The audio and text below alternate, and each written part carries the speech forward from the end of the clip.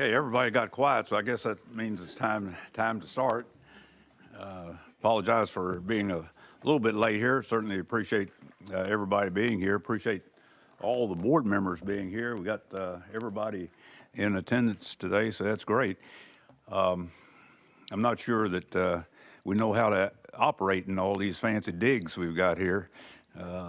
We've kind of haven't gotten used to this kind of facility, so we're pleased to be here and hope it works out great. Let me remind the board members that when you speak, you need to punch the little button here that I guess it's got a face on it or something to turn the microphone on.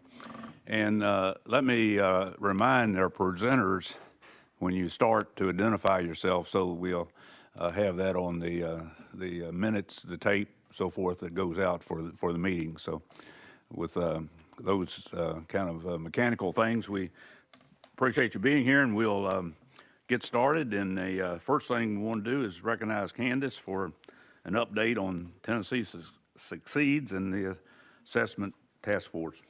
Great. Well, I appreciate the opportunity to share some updates from the Department of Education, and specifically some updates related to our strategic plan and where we are as a state. And I will try to be brief. I know we're starting a little bit late, so I will speed up some of this.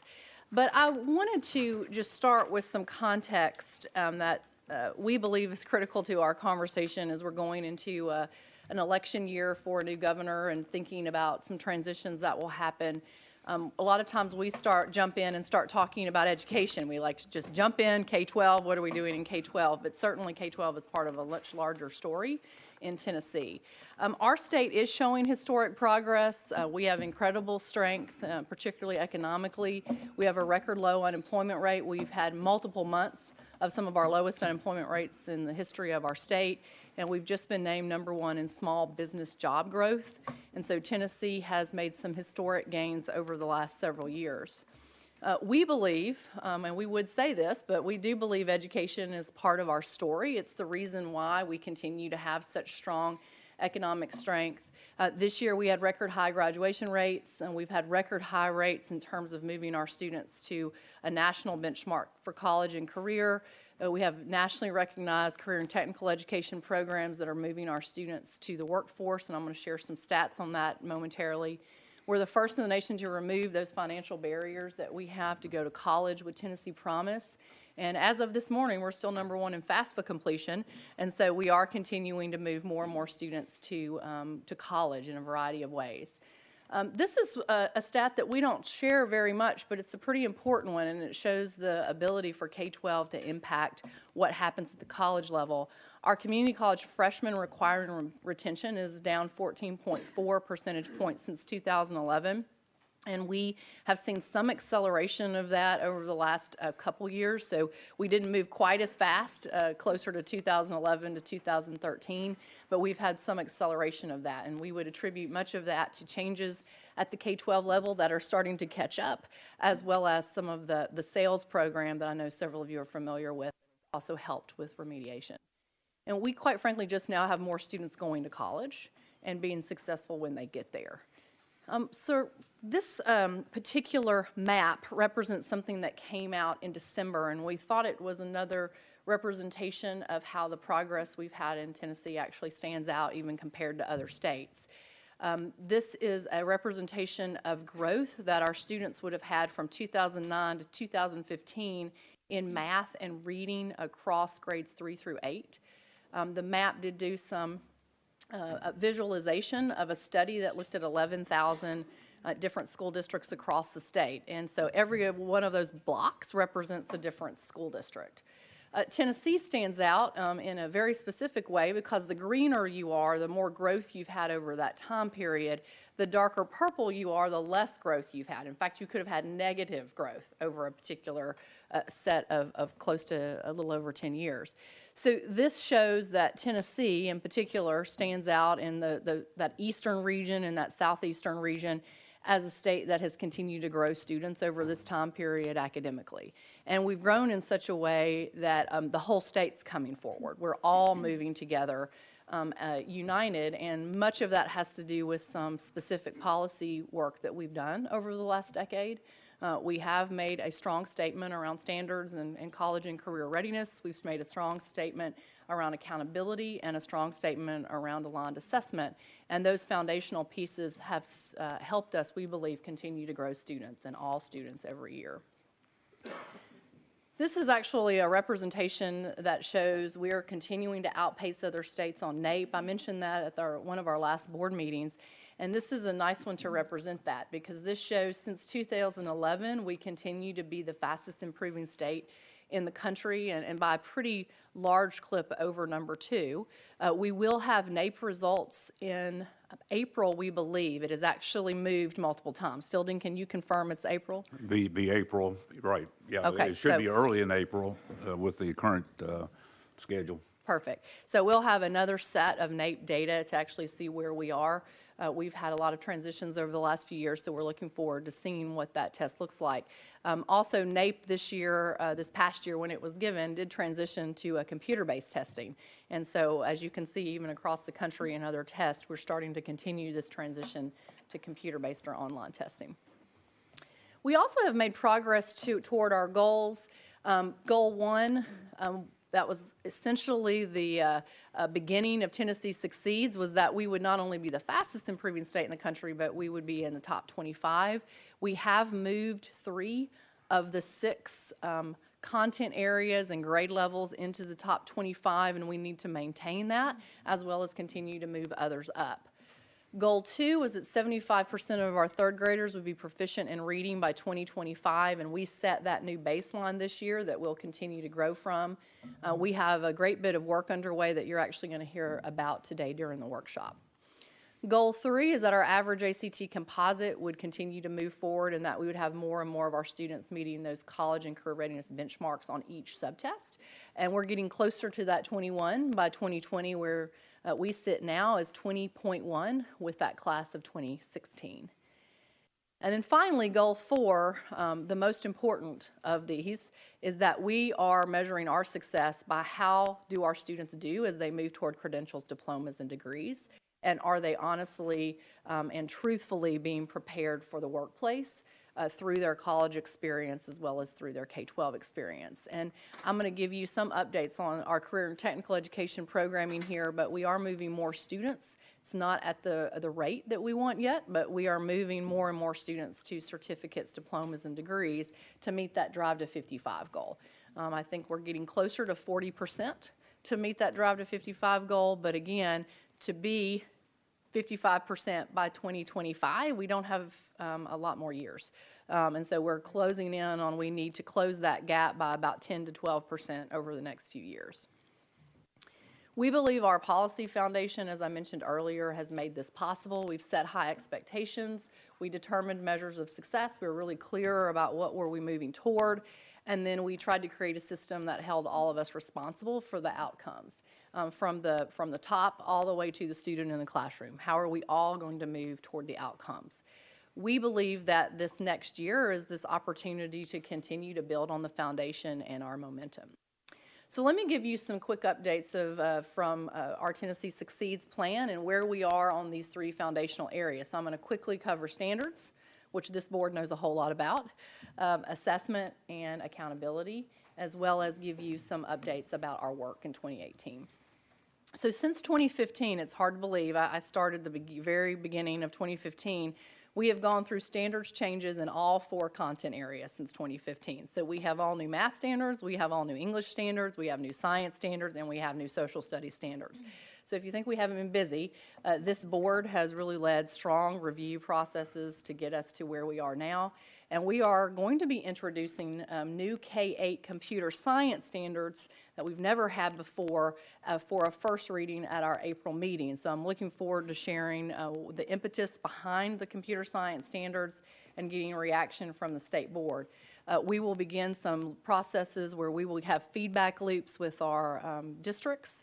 In fact, I'm going to be meeting with the TOS board. Dale Lynch is in the audience. I'll be meeting with the TOS board here in just a week or so, and we'll begin sharing those computer science standards with them and have an opportunity to talk about how we're going to implement these in K-8. Why is this important? I think the most important thing that we can do is to get more and more of our students ready for technology jobs that, quite frankly, already exist and are being unfilled. If you have a chance, you should look on some of our employment websites that we have across the state. IT positions are staying open for 90 and 120 days at a minimum. And that's because we don't have enough students actually, one, interested in computer science because they don't know what it is. And two, they haven't been prepared in terms of what the expectations are around computer science or STEM fields. So it behooves us to really think more about this at the elementary school level. A lot of research shows that 50% of people who go into STEM fields go all the way back to first and second grade when they started an interest in a STEM field from something that they did with a teacher or in a school environment. So getting kids interested really does matter at those very, very early ages. So we can't wait to talk about this. And the big one, that last one, coding and computer programming is actually going to be part of our elementary computer science work, and we'll point to many districts in our state that are already doing some strong work here. A quick assessment update. In the fall, 266 high schools across 97 districts successfully completed their TN Ready Fall block end of course testing. We had, as you can see, about 120,000 tests that were given on that new online Nextera platform. With our improvements, particularly to something we call data flow and optimization improvements, which means we now don't do a lot of the teacher claiming that was taking more and more days on the end. We've tried to move that to the beginning of the testing period, which allows us to really begin to move the scores forward faster. And this was the first testing experience where we did that. And all of our raw scores were returned as promised on January 5th, which was when we had published the date. Over the course of the fall, we also had a lot of practice sessions that were completed on Nextera, really across every district. Every district had some experience already in the online platform. We have just introduced in the CAB 1.0 version something called the Classroom Assessment Builder. We had it in a community preview version back in the fall. Folks had an opportunity to get into it and give us feedback, and we made some improvements, and we released it officially about 3 weeks ago. And this is where all of our assessment items that have been created and aligned to our standards are being placed. We had released items from the 2016-17 tests that are actually now in the CAB, and so there are new items across all of the content areas as well. A reminder, our spring assessment window is coming up. It's April 16th through May 4th, and a reminder again, all of our high schools will be online this year. Grades 3 through 8 will primarily be on paper, but we are giving districts until the end of January to make a decision about whether they want to opt in to 5-8 online testing. And we do have a few districts that have already told us they would like to do 5-8 online, but that is an option. Grades 3 through 4 will always have the paper option, and we will have that this year and going forward. We have released when our raw scores will be back to high schools. That will be back by May 22nd because we'll have this seamless sort of online processing of the scores. Our grades 3 through 8, which will almost all still be on paper will be released by June 15th.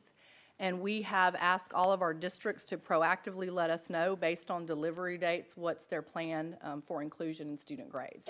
And we have all but 4, I got a report this morning, all but 4 districts have responded now to that survey, and we'll be sharing what our districts are saying, and we're asking them to proactively share how they're planning to approach that. For 18-19, I will note, all of our raw score delivery will be toward the end of May, more like that May 22nd timeline, as we move almost everybody to the online environment next year. Grades 3 through 4 will always be on paper, or will have the option to be on paper, so you will most likely see that closer to the beginning of June going forward. The Assessment Task Force did start their work in December, and we had an extraordinary meeting, I thought, this past week, about last Friday, where we dug into some possible reductions in testing, particularly across the end of course exams. We get several ideas, and we're working towards some solutions on those ideas that we hope we will actually move forward on in February. And we also began talking about early learning and what data do we have available in grades K through 3, and where do we still feel like we have gaps or holes. So that was a strong conversation that we'll continue on in February.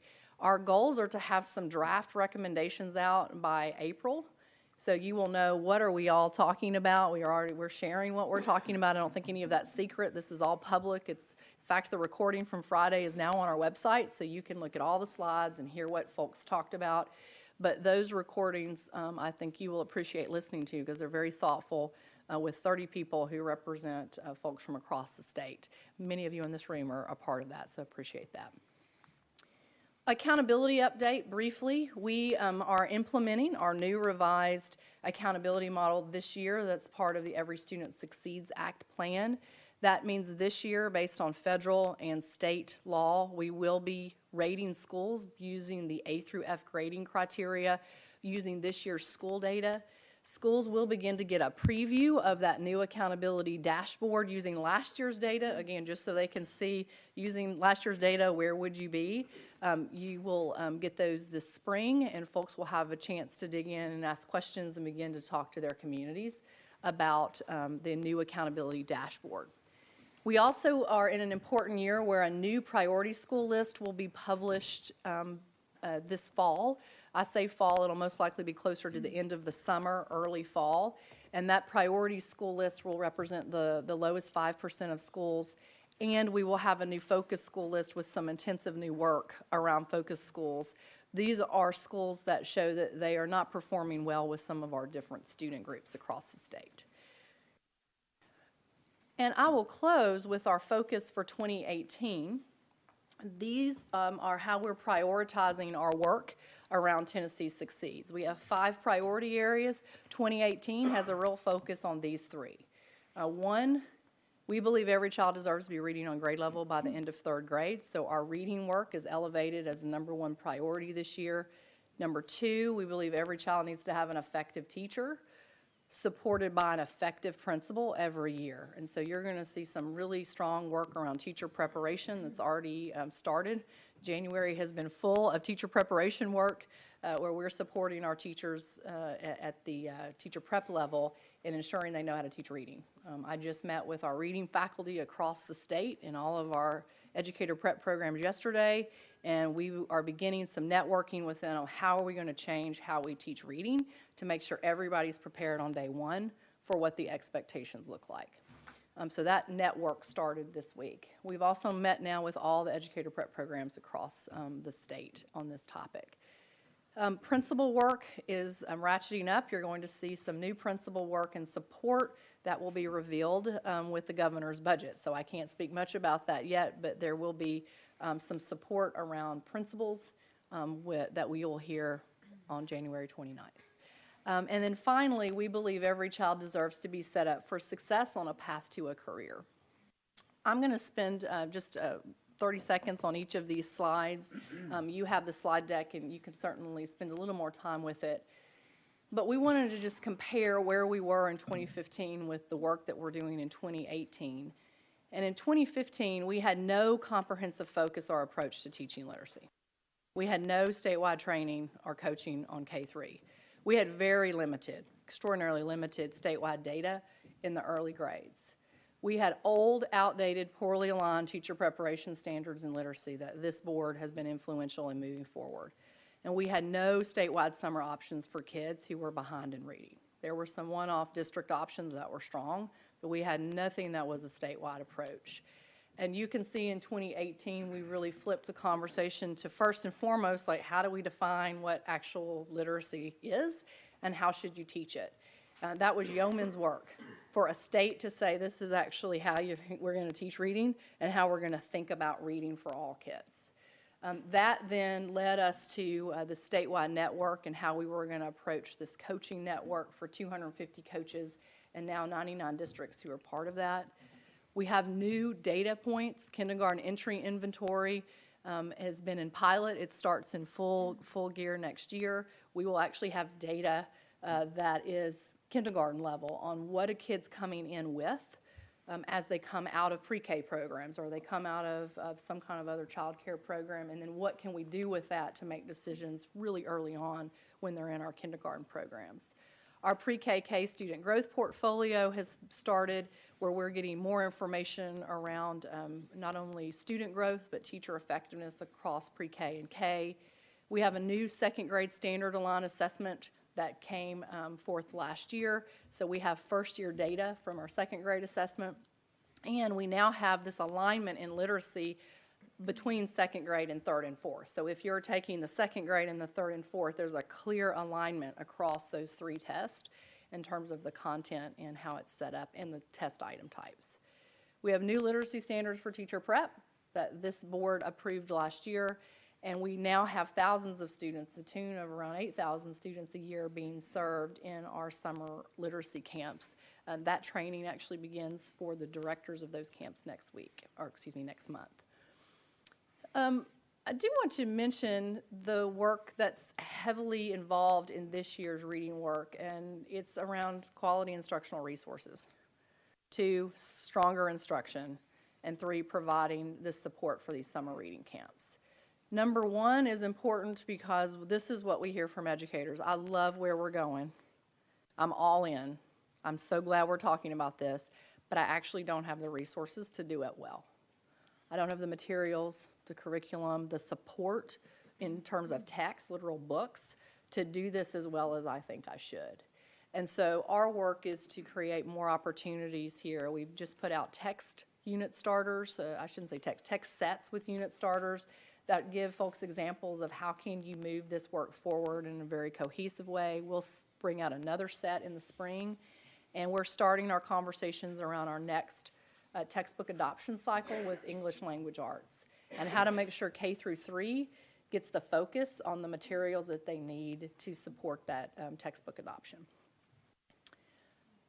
Effective teachers and principals, 2015, we had limited grades 2 through 12 assessment data for instructional improvement, meaning a lot of the TCAP feedback did not give us strong information around how to change instruction.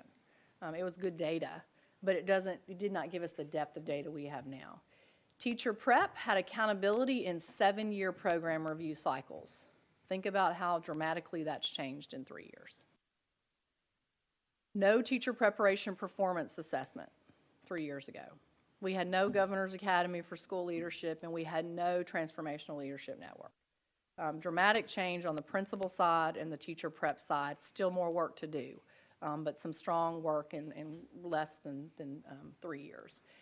In particular, I will note this annual report card. You're going to hear more about some of this even today with Amy's presentation, but we're also considering, as you know, more principal accountability. So what we've done with teacher prep accountability, we're moving forward with principal prep accountability, and so that will be intense work during 2018. By the way, these GASL programs, I said this at a meeting yesterday, 43% of the cohorts that have come through the Governor's Aspiring School Leaders Program are now principals. They were all assistant principals when they started.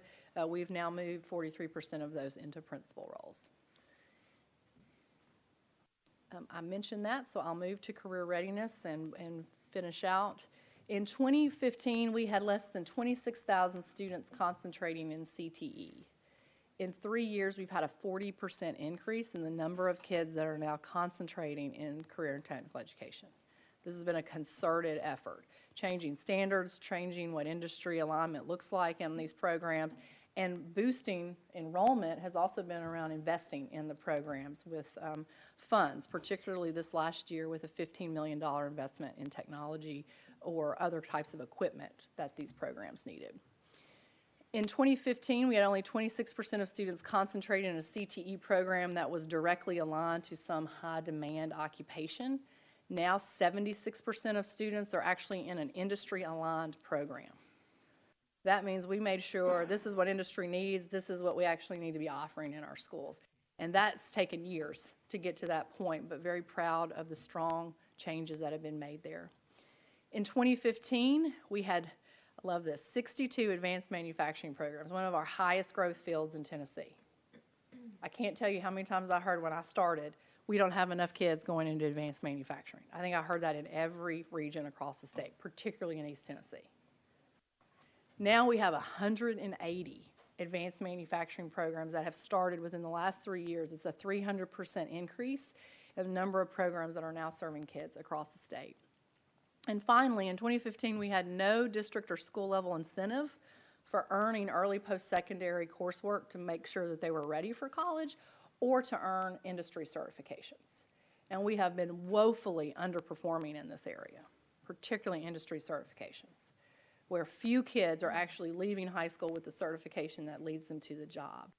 Now we have flipped and said we're going to make sure kids who are in these programs actually take the test and sit for the exam, and they're prepared for what it requires to get the industry certification. And we want to honor that great work that's happening with honoring it through accountability in our Ready Graduate metric. I will end by saying we are recognized across the country for the work we're doing, even though we will be talking a lot today around all the work we still need to do, and we need to do it. There's some places we just have to perform better, and we have to get better across the board. But we are doing strong work, and we are certainly pointed out in many reports around the work we're doing, and we can't wait to continue it in 2018. I'll end with this quote from a gentleman who I think you'll appreciate the quote, and I'll tell you who he is. It says, Tennessee state education leaders have launched a plan that positions the state schools for a historic opportunity. The volunteer state, more than any other state so far, is taking important steps to reframe accountability from a system of sanctions and compliance to one of aligned supports and authentic outcomes. Other states should take note as they devise their own accountability plans. And this is an individual, a senior official at the U.S. Department of Education and in Congress, who is really pointing out our accountability under ESSA changed to be not, I'm only going to be punitive, but to say, what is this really about for kids? What should happen after graduation? And how are you ensuring that what happens through your Ready Graduate metric, or how you point out student groups that are not performing, and how you support focus schools? Those things are pointed out as this is about a system of support, not just I'm going to point out all the bad things that are happening, but there are true supports in place in the areas where we're weak, and honoring the areas where we're growing and being strong. So I appreciate the opportunity to give an update. This update was brief, but you have the slides in front of you, and look forward to taking any questions if you have them. Great. Thank you, Candace. Questions or comments from board members? Any questions for Candace? Stunned silence. Well, I think that, a great report, and I think that it's very important that we occasionally take note of the progress that's being made. And I think too often we get bogged down in the problem of the day and so forth, and we don't go back and look at what's happening. I can certainly verify kind of the last statement, the last couple of slides there. I spend a fair amount of time in Washington with the National Assessment Governing Board, and I am being tackled all the time about, what is Tennessee doing? How in the world are you getting these results basically on NAEP? And I'm pleased to tell them some about what we're doing and so forth, because I'm really proud of what is happening. It's good stuff. Any questions, comments? Okay, Candace, thank you. Very good. Okay, we'll now move to workforce needs of the future. Commissioner Phillips, we're pleased to have you with us today, and understand that you've shared some of this with staff and so forth, and we're looking forward to hearing what you have to say. Thank you. I have indeed looked forward to doing the presentation.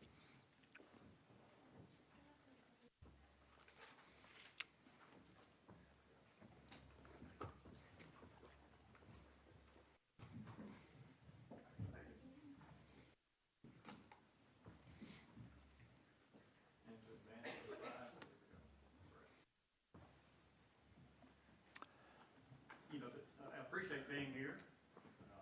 We're sort of out trying to create an awareness of what I'm going to talk about. And to put it in perspective, our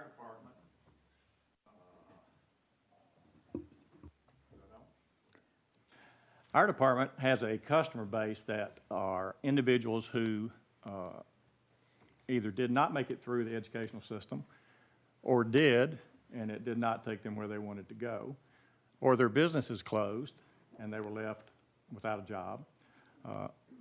In other words, not traditional education and not traditional students, non-traditional students.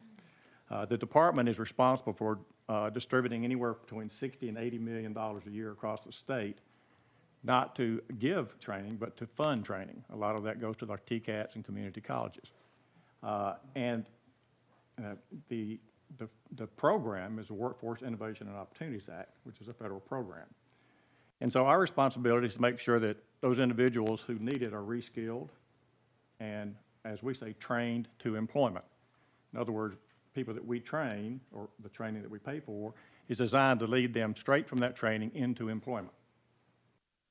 In other words, it's not a general education. In other words, when they go through a program, they go to employment, and roughly 72 to 73% of all the people that go through the programs that we fund do go to employment. So the people that we deal with are not traditional students. They are usually older individuals. Hopefully that puts it in perspective, what I'm going to say in perspective. You'll notice that the name of the presentation is Amyotrophia of Americans' Workforce. I really didn't know what that meant, but I looked it up. And it is a wasting away of muscle. Well, historically, the strength of a country has always been, and the muscle of a country has always been its workforce. The stronger the workforce, the more economically strong it is, and the stronger it is as a nation. Now that is changing somewhat. We interact with businesses every day. That's who we talk with. And we also try to match businesses with educational opportunities to meet their need, and with job seekers. So as we go across the state, and specifically as a commissioner, and Commissioner McQueen can verify this, one of the really important things we have to do is go out and cut ribbons and give speeches.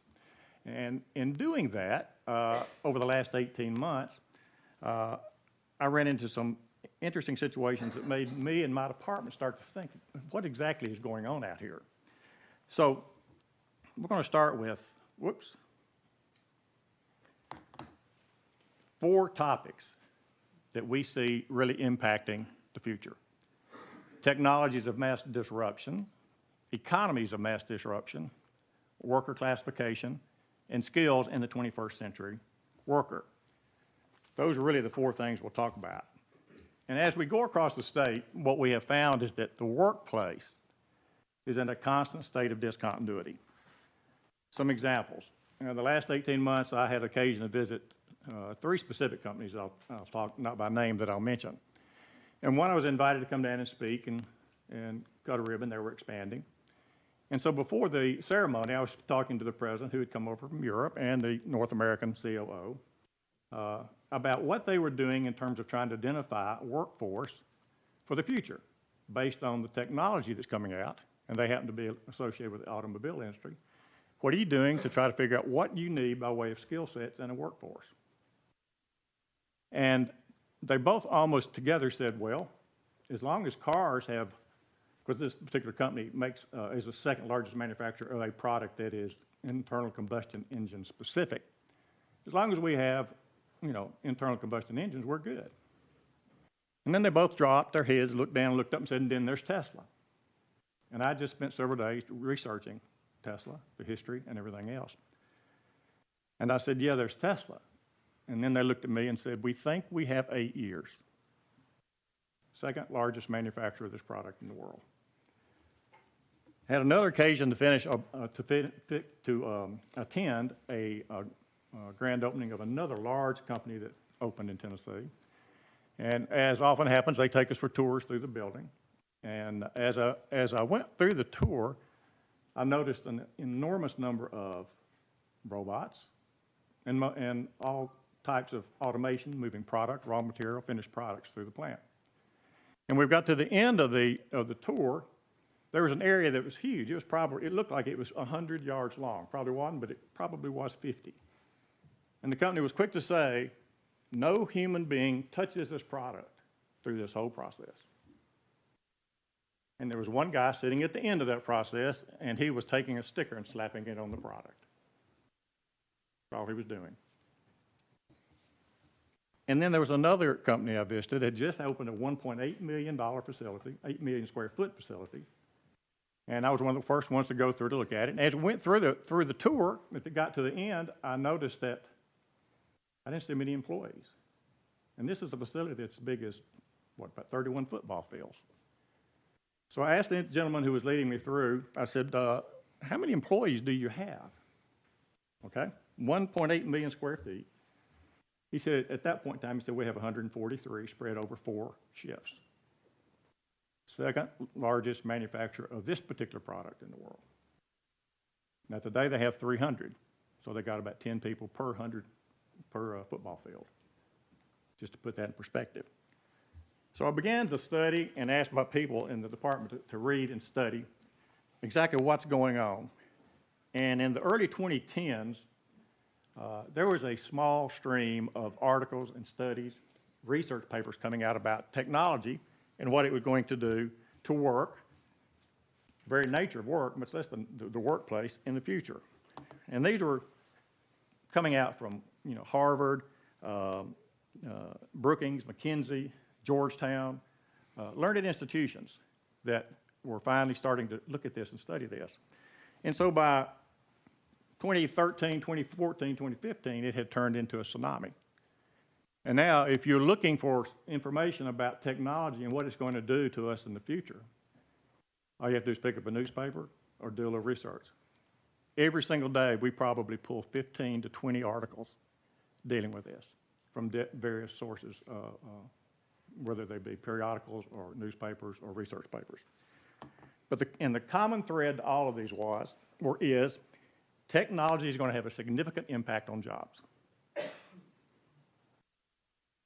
There's an interesting article, four great disruptive forces, no ordinary disruption, that you might look up. It's a very interesting article. But basically, there are 4 components to this: the emerging markets, the speed, breadth, and depth, and scale of economic impact of technology, the world's changing demographics, and the degree to which there's connectivity around the world, people and machines. So at this point in time, basically this is what we know. And this is a quote from Donald Rumsfeld, of course, was made in regard to weapons of mass destruction, but it very much applies to where we are today in terms of what technology is doing and beginning to do and will accelerate doing in the future. And that future is not 30 years from now, 40 years from now, that's 5 years from now and 10 years from now. We know there are known knowns. There are things we know we know. We also know there are known unknowns. That is to say, we know there are some things we do not know. But there are also unknown unknowns, the ones we don't know we don't know. That's exactly where we are in this oncoming disruption from technology. Historically, technology has always destroyed and always created jobs.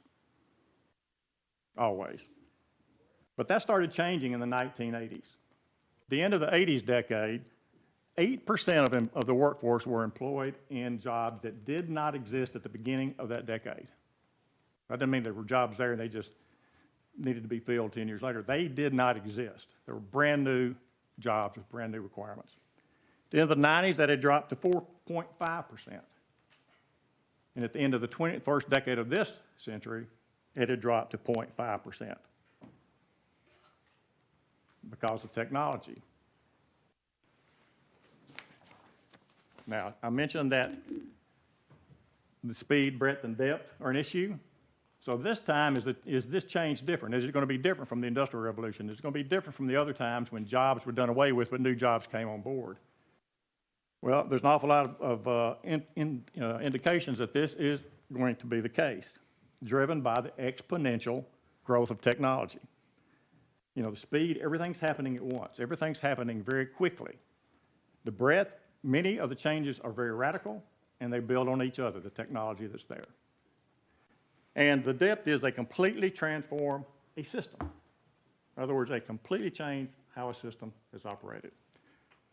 So what's causing this exponential change? Well, it's the ability to move from analog to digital.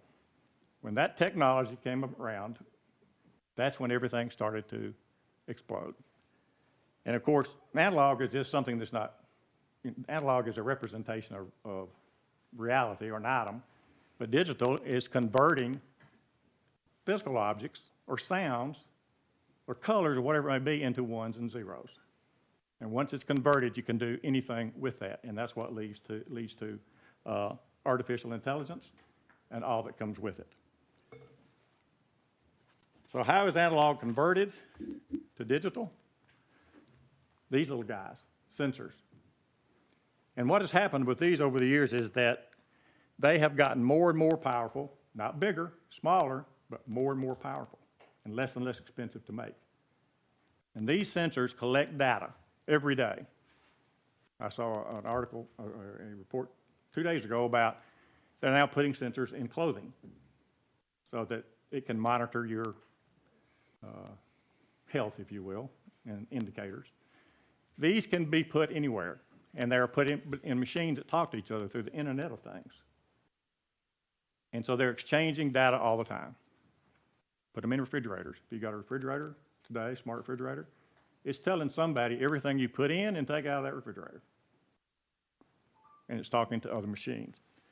And so this information, this information that it gathers is what is fueling the algorithms that allow for predictive analytics, data analytics, and it is digitization, which is the fastest and most striking general purpose technology in the world today.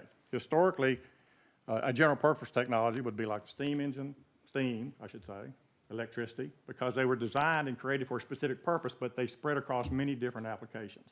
That's a general purpose technology. And it's growing at exponential speed. And why is that? Because it's they're getting more and more powerful, these sensors. And they're able to compute faster and faster. As a matter of fact, a gentleman by the name of Gordon Moore, who founded Intel, he started just inadvertently referring to it as Moore's Law, which means that computing power doubles every 18 months. The cost of computing drops by half every 18 months. And the number of transistors that can be put on a chip doubles every 18 months. And this is held true now for many, many years. So if you want to see how rapidly this technology is changing and how rapidly it will impact what we're doing, you look at the old fable about the farmer who went to the emperor to entertain him. And when he did, the emperor said, "I'm so impressed, I'd like to reward you for entertaining me. What can I do for you?" He said, "Well, I need food for my family." And he said, "If you'll give me 1 grain of rice today, and for 64 days, if you'll give me double that every day, I think I would have enough for my family." And the emperor said, "Sure." But as you can see from the board, by the time he got to number 64, he was up to 18 quintillion, and change of grains of rice. That's how rapid technology is changing today. And that's why it's impacting us and will impact us going forward. Basically, it's taken us 100 years to get where we are today. From A to B, it'll take us 1 year to get from B to C because of this technology. And so we have artificial intelligence, which is ordinary or weak intelligence. This follows established rules. It does what we tell it to do. We program it, and it's unable to transfer knowledge. And then you have AGI. This is the scary technology, artificial intelligence. This is the AI that enables robots to think. Not exactly like human beings, not with synapse and neurons, but they think nevertheless. They learn from experience just like humans do. And this is getting more powerful every day. So your general purpose technology that leads to artificial intelligence, it is what is fueling the spread of technology because it can spread to many sectors. Remember, it's a general purpose technology. It improves rapidly. It spawns further innovations. It is substantial and pervasive in its impact. And so in the past, what you might call general purpose technologies were steam, electricity, computers, and now digital technology. And so some of the technologies of mass disruption that this has spawned, if you will, is, as you can see on this slide, a number that you're familiar with, but there are many others too. Artificial intelligence, which is the foundation, but robotics, the cloud, 3D printing, automation of knowledge work especially, because that's what will impact the white-collar worker and the middle class more than anything. Autonomous vehicles, holography, blockchain. I still don't understand blockchain, but we're trying to learn. Natural language processing is advancing rapidly. Cryptocurrency, genomics in medicine, energy storage, battery technology, advanced materials, and nanotechnology. These are some of the technologies that are disrupting our economy, our businesses, and will impact our education system. And there will be blood. A study came out in 2013 from the University of Oxford that said that 47% of all tasks performed by anybody who worked, not the jobs, the tasks within the jobs, could be automated by 2033 using the technology of 2013. It's 2018. They pointed out that only 5% of occupations could be done away with, but 47% of all tasks could be automated. And the U.S. Department of Commerce came out in 2016 and said 40% of all tasks could be automated within 10 years. And so then McKinsey comes out in July of 2017, a year later, and says 45% of all activities are currently automatable. That's activities again, task in a job. And 60% of all occupations have 30% of everything they do that could be automated at that time with the technology of that time.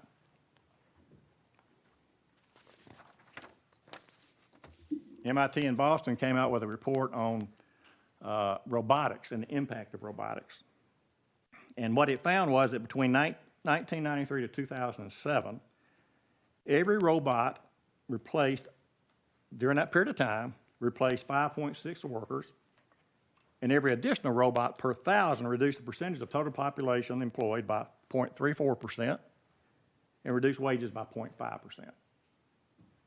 During that 14-year period, the number of industrial robots quadrupled, and between 360,000 and 670,000 jobs were erased. And it's interesting that the authors pointed out that, interestingly and perhaps surprisingly, we did not find positive and offsetting employment gains in any occupation or education group. In other words, the jobs were not being replaced with new jobs. Interestingly, too, Governing Magazine took that Oxford study and they looked at the 702 occupation codes, SOC codes, to identify the jobs in the country's 50 largest metropolitan areas to determine to what degree they could be automated. And Memphis ranked number 5 in 50 with 61%. Nashville ranked 59%.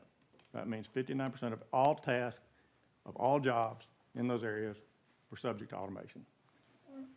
As a matter of fact, there's a website called Will Robots Take My Job? It's kind of fun, but it's also kind of scary. So you can go to it, and if you know your code, you can put it in, it'll tell you 85% of what you do could be automated. And you hope it says 2%. But you check it out, and it's very interesting because it's based on projections about automation. And something that Commissioner McQueen, I'm not sure why that says value. It's probably because I did the slide. But what is happening is so many jobs are moving into digital skills that are required. And as of today, there was recently a Brookings report came out, Digital Content of Occupations, and it said that many occupations now require knowledge of computers and electronics and work activity interacting with computers. 32 million, these are the figures that would have been on that slide, so I'll start with them out. 32 million workers are employed in highly digital jobs, 66 million in moderately digital jobs, and 41 million in low digital jobs today across the country. And 60% of all tasks in low digital jobs are susceptible to automation. And 30% of all tasks in high digital jobs are susceptible to automation. So between the decade of 2008 and 2017, without the year 2018 involved, in a normal business cycle, recovering from a recession, economists expect to see jobs lost, but again, offset by newly created jobs. And this happened the first 5 years of that period. Millions of jobs were lost between 2008 and 2010. But by January 2013, the number of jobs had returned back to pre-recession level almost. It's still short about 341,000. Most importantly was the composition of the jobs. Not that the jobs had come back, but the composition. Americans without a high school diploma between 2008 and 2013 were dropped by 1.6 million. The number with a high school diploma, that's with a high school diploma, dropped 2.8 million. And working people with some college, but not a degree, their jobs fell by 227,000. But the number of educated Americans with jobs, in other words, college-educated Americans with jobs, increased by more than 4.3 million. So between January 2013 and 2017, Americans with jobs increased by 10.9 million, with a net job growth of about 10.6. And of the new jobs that were created, 7,654,000 went to people with college degrees. The implication of that is these people are now taking jobs that used to be taken by people who had high school diplomas or less. Now, bear in mind that 60% of Americans do not have college degrees. 60%. So between January 2008 and December 2017, the number of employed with a high school diploma dropped 2 million, 2.095 million. So a lot of grads, college grads now are taking jobs that used to be there for high school graduates. And so what this is doing is it's starting to hollow out the middle class. Skills-biased technology is pushing people into the higher skilled required jobs, or it's pushing them down into the ones that don't require that kind of skill set. And it's squeezing out those in the middle. The demand is for more highly skilled, but fewer of them. That's why the top is smaller. Employment is growing in these high income and cognitive and creative jobs, but it's being greatly diminished in the middle class, in the middle skill jobs, which are an awful lot of white collar jobs. And so after this end of this most recent recession, what you found was that an awful lot of businesses didn't replace jobs that had existed. They had gone toward technology, which required higher skilled employees. But there are an awful lot of people who then are left out. So the technologies of mass disruption, frankly, are some of these. You're familiar probably with Watson. Watson won Jeopardy. You remember that? He won that game show. And he did this, or it did this, or she did this, by building up collection of evidence. In other words, information was put in, and it was able to determine by developing trends what the answer was, and was able to do it quite quickly. In Google's DeepMind, AlphaGo, it was actually learned how to play Atari. Some of you probably remember that game. And its creators only taught it how to learn the game, not how to play the game. And it quickly learned how to play the game and came up with moves that millions of people who had played the game before had never, ever come up with. It came up with them on its own. And it also beat the top players of a game called Go. I've not heard of it. It's supposed to be the most difficult game in the world to play. Those who are at the top say that winning and playing is really intuitive. They can't even describe how they win. And so DeepMind not only beat them, but it developed moves and strategies that had never been programmed or heard of before. And Google's deep learning is what has been created for language recognition, speech recognition, and things of that nature. And it tries to mimic the human brain. And again, it's not if it actually functions like the human brain, it's if it works, and it does. And so robotics, we're seeing robotics everywhere. These tend to be industrial. I'll point out that the one in the upper right-hand corner, the hand, there's a report that just came out this last week where now they've developed a skin material to go over this hand, and using haptic sensors, the individual can actually feel heat, cold, just like you would with your real hand because of these haptic sensors. And of course, these others that you see, those are industrial. And the one in the lower right, in my former life, I was involved in surgical manufacturing, and that is a device that's used for surgery. Now, robots are also what you see here, up in the upper left-hand corner. You see robots that fit the image more of a robot, and these are being used extensively in Japan to take care of the elderly. Because one of the problems with nursing is that you move patients around, and back injury is a huge problem with nursing. So they're using those to take care of the elderly. The guy in the upper right-hand corner, he's actually screwing in or drilling in some bolts. The little dog, I just thought that was cute, so I threw him in there. Not sure what you do with him. But to the left, that's very interesting because that is a robot. As you can see, one of those is a robot, one of them's the human, that can actually carry on a conversation in Japan with you. And it feels like a human, it has the same feel as a human being, and now with these haptics, there's no telling what that particular robot will be able to do eventually. Autonomous vehicles, you know, this is something that just in recently 2004, was being completely dismissed as impossible. Could never happen. However, now you've got autonomous vehicles, Google, of course, Tesla, and now you even have semi-trailer trucks. And not the ones Tesla came out with. They're already using some of these in Australia, Arizona, Europe, battery-operated buses. So battery operation and autonomous vehicles are coming on quickly. And the implications of that can be significant. I know that Uber just ordered 24,000 vehicles from Volvo, autonomous and battery operated, to be delivered in 2019.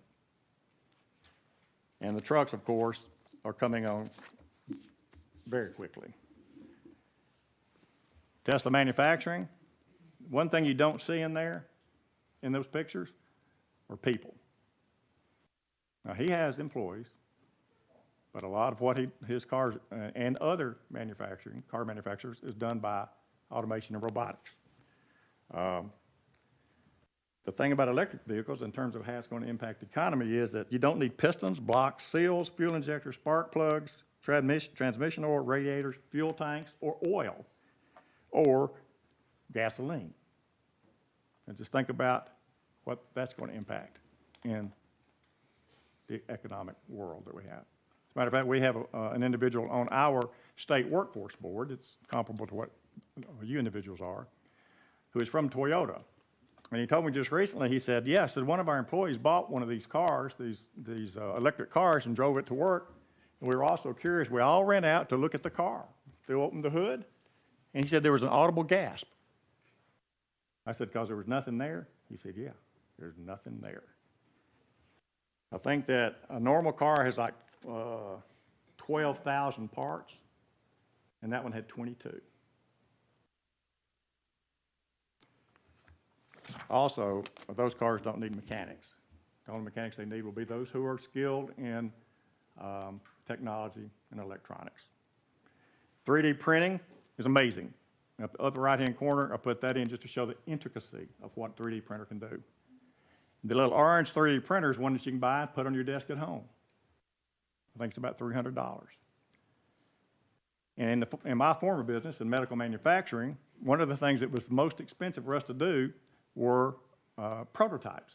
And in the lower left-hand corner, those are metal prototypes.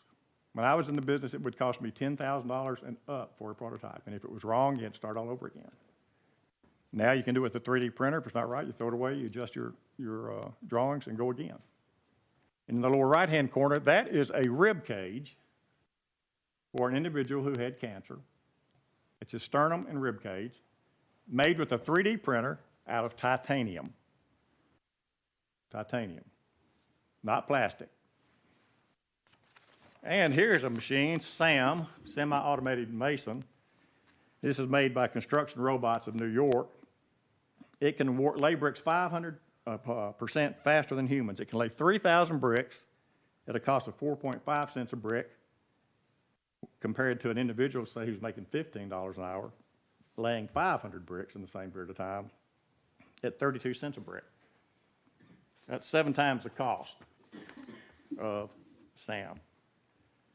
And what's really some technology that's exploding now is virtual and augmented reality. Virtual reality is where the device imposes digital information on your world. In other words, and if you haven't done this, you should. It's quite interesting. You put these headsets on, and you can see this microphone, but if you reach out to touch it, it's not there. So it's superimposing on your real world. Augmented reality is such that you step into its world. So that when you step into that and you see this, and even though it's not hard, you reach out and you can move it. It's really wild. And the one that I put on was being used. Think about the implication of this in training, safety, and education. I put it on, and it was a training tool for Caterpillar. And I was suddenly transported into a construction site. And they use that for training. And you think you're there. You're right there. And in education, think about the advantage if you wanted to teach kids about geography or anything else, if you could actually transport them there so they could learn by doing and not just hearing. So these are new, but they're coming on extremely quickly.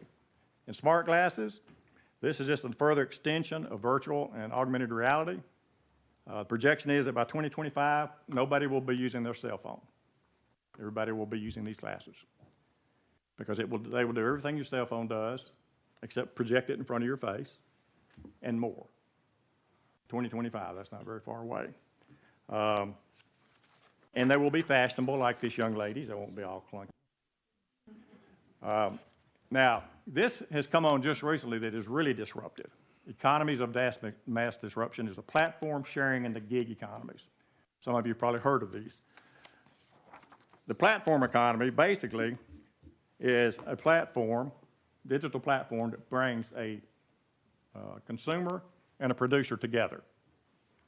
And it does it by eliminating all the in-between and all the cost and the friction that would normally exist between that kind of a transaction.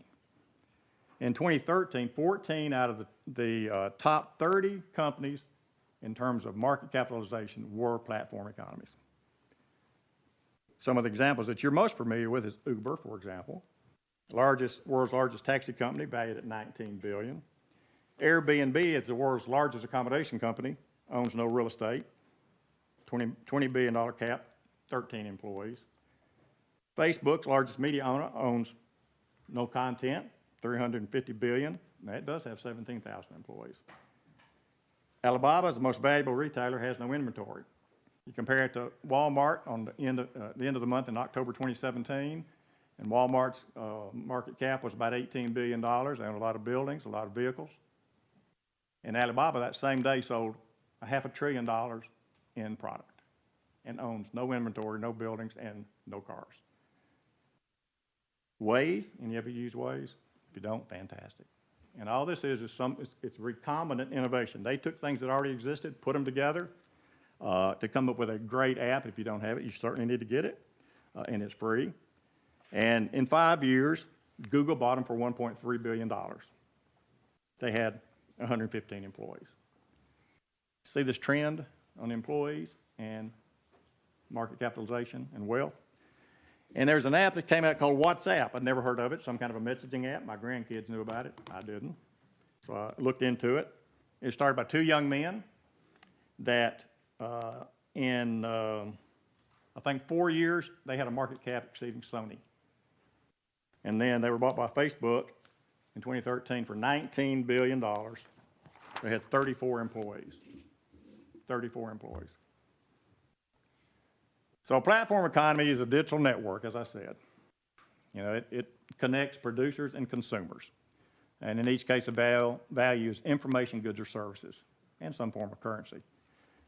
Now, the sharing economy, the gig economy, the platform economy overlap. They all have traits of one another. The sharing economy is aimed at excess assets, for example, cars. Everybody, the statistics on how often you use your car, on average, everybody in America uses their car 4 hours a day. and it sits idle the rest of the time. That's an asset that's not being used. But if you go into a platform and you offer up your vehicle, then Mary Jane down the street has to get her kids to soccer from, 4 to 6. She can get your car, take them, drop it off. You can just leave it there. You can drive it back where it needs to be. There's also an app that brings somebody there to actually get the car and move it someplace else.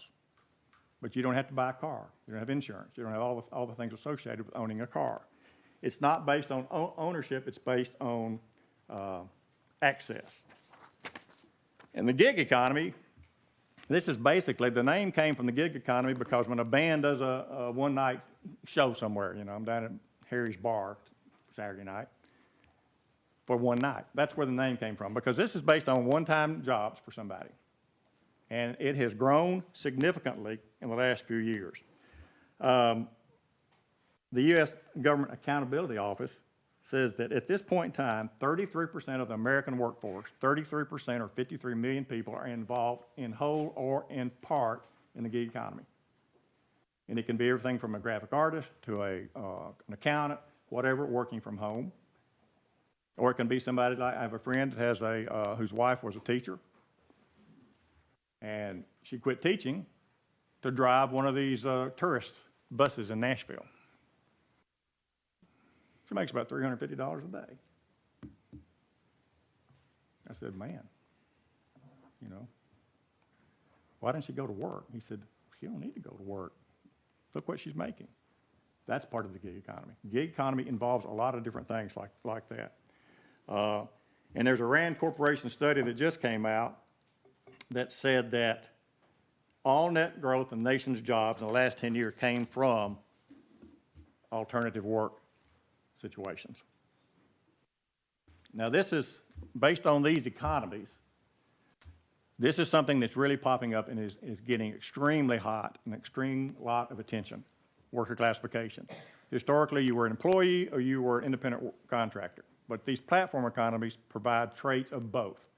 So now there are all kinds of lawsuits going on trying to determine what are these people. And a new classification of independent worker has come up and is being pushed in a lot of areas because there's concern about these individuals not being not being able to have access to the social contract that's always existed between a business and an employee in terms of insurance and things of that nature. Plus, the issue of taxes comes to bear. So this is something that you'll actually probably see it this year in the legislature, because it is something that has to be resolved and resolved very quickly. The problem is that the technology is moving much faster than policymakers can keep up with it. Now, 21st century skills in the world of automation and digitization, retraining and reskilling,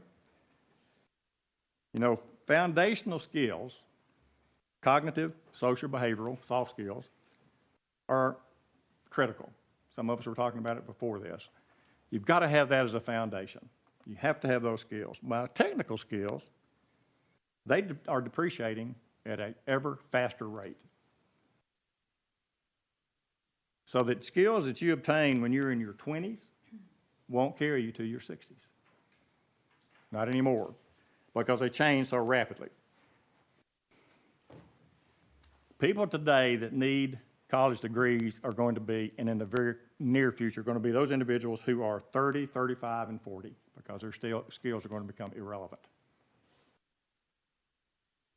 It's estimated that that the skills needed in 2020, 2 years from now, that many of those skills and occupations are going to be skills that we are not even aware of now, don't even know exist, but will be in demand in 2020 and going forward.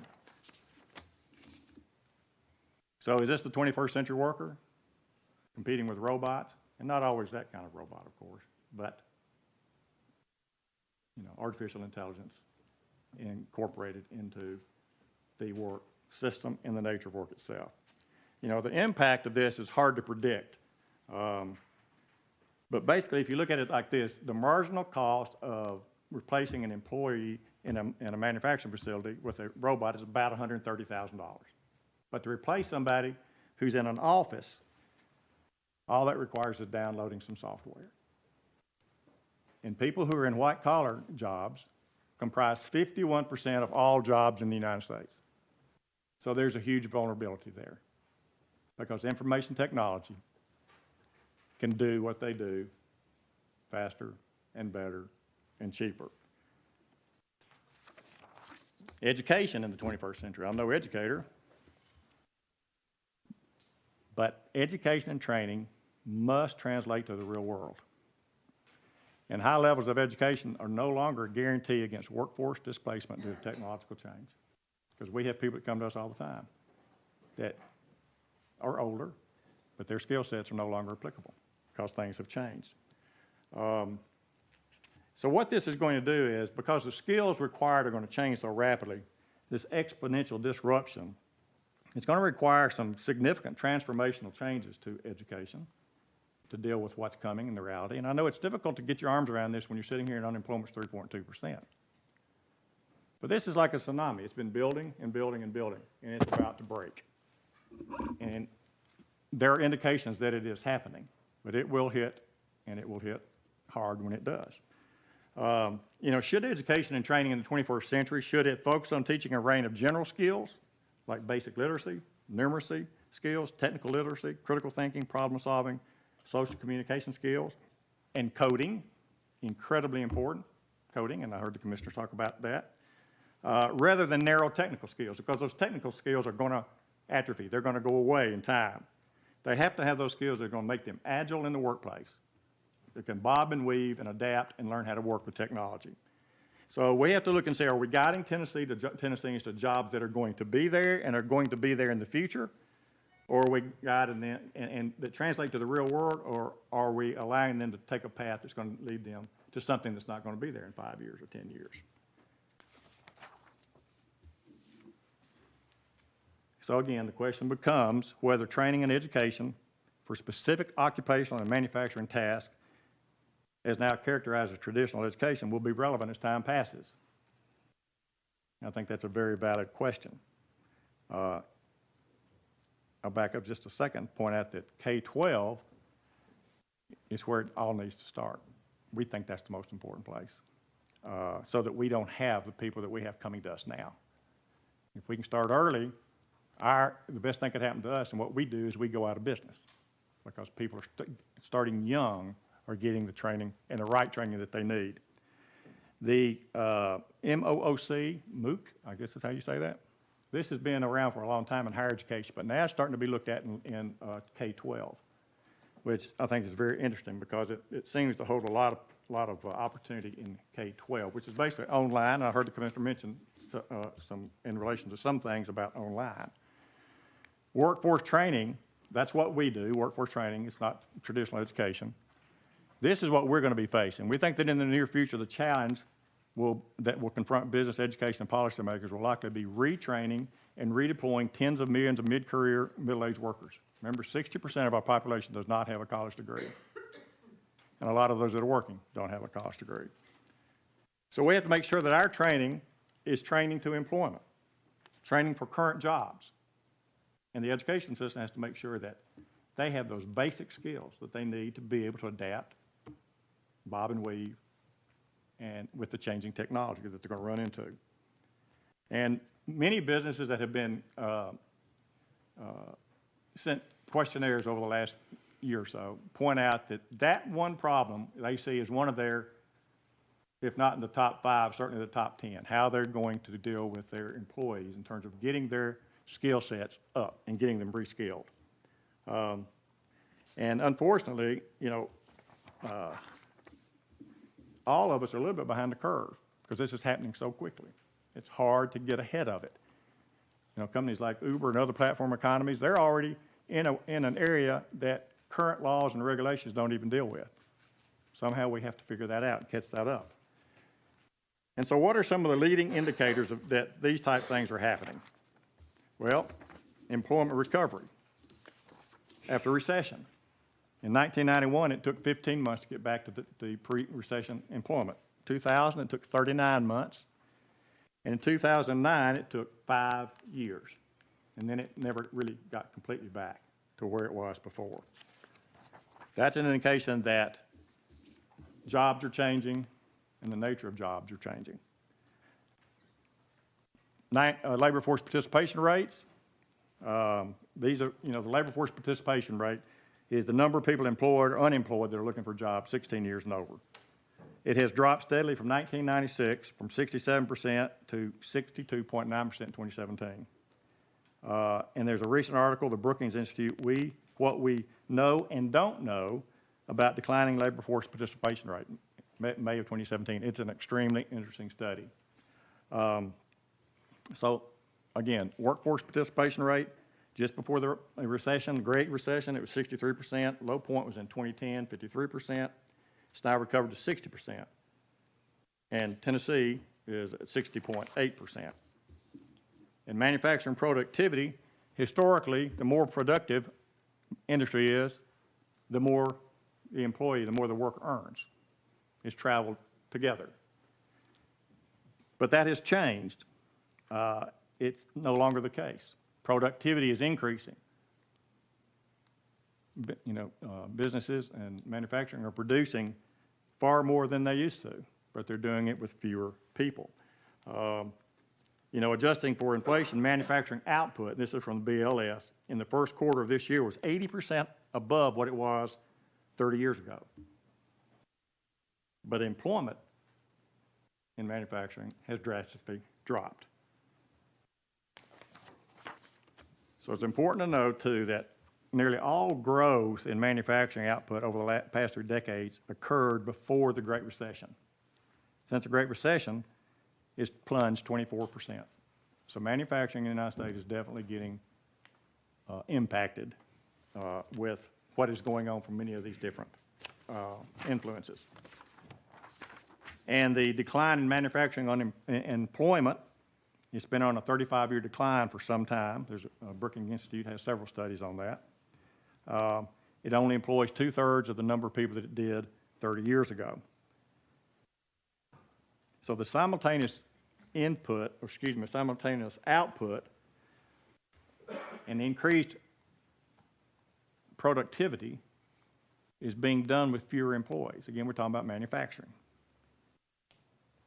So there's a growing gap between the skill sets that manufacturers need and what our people have.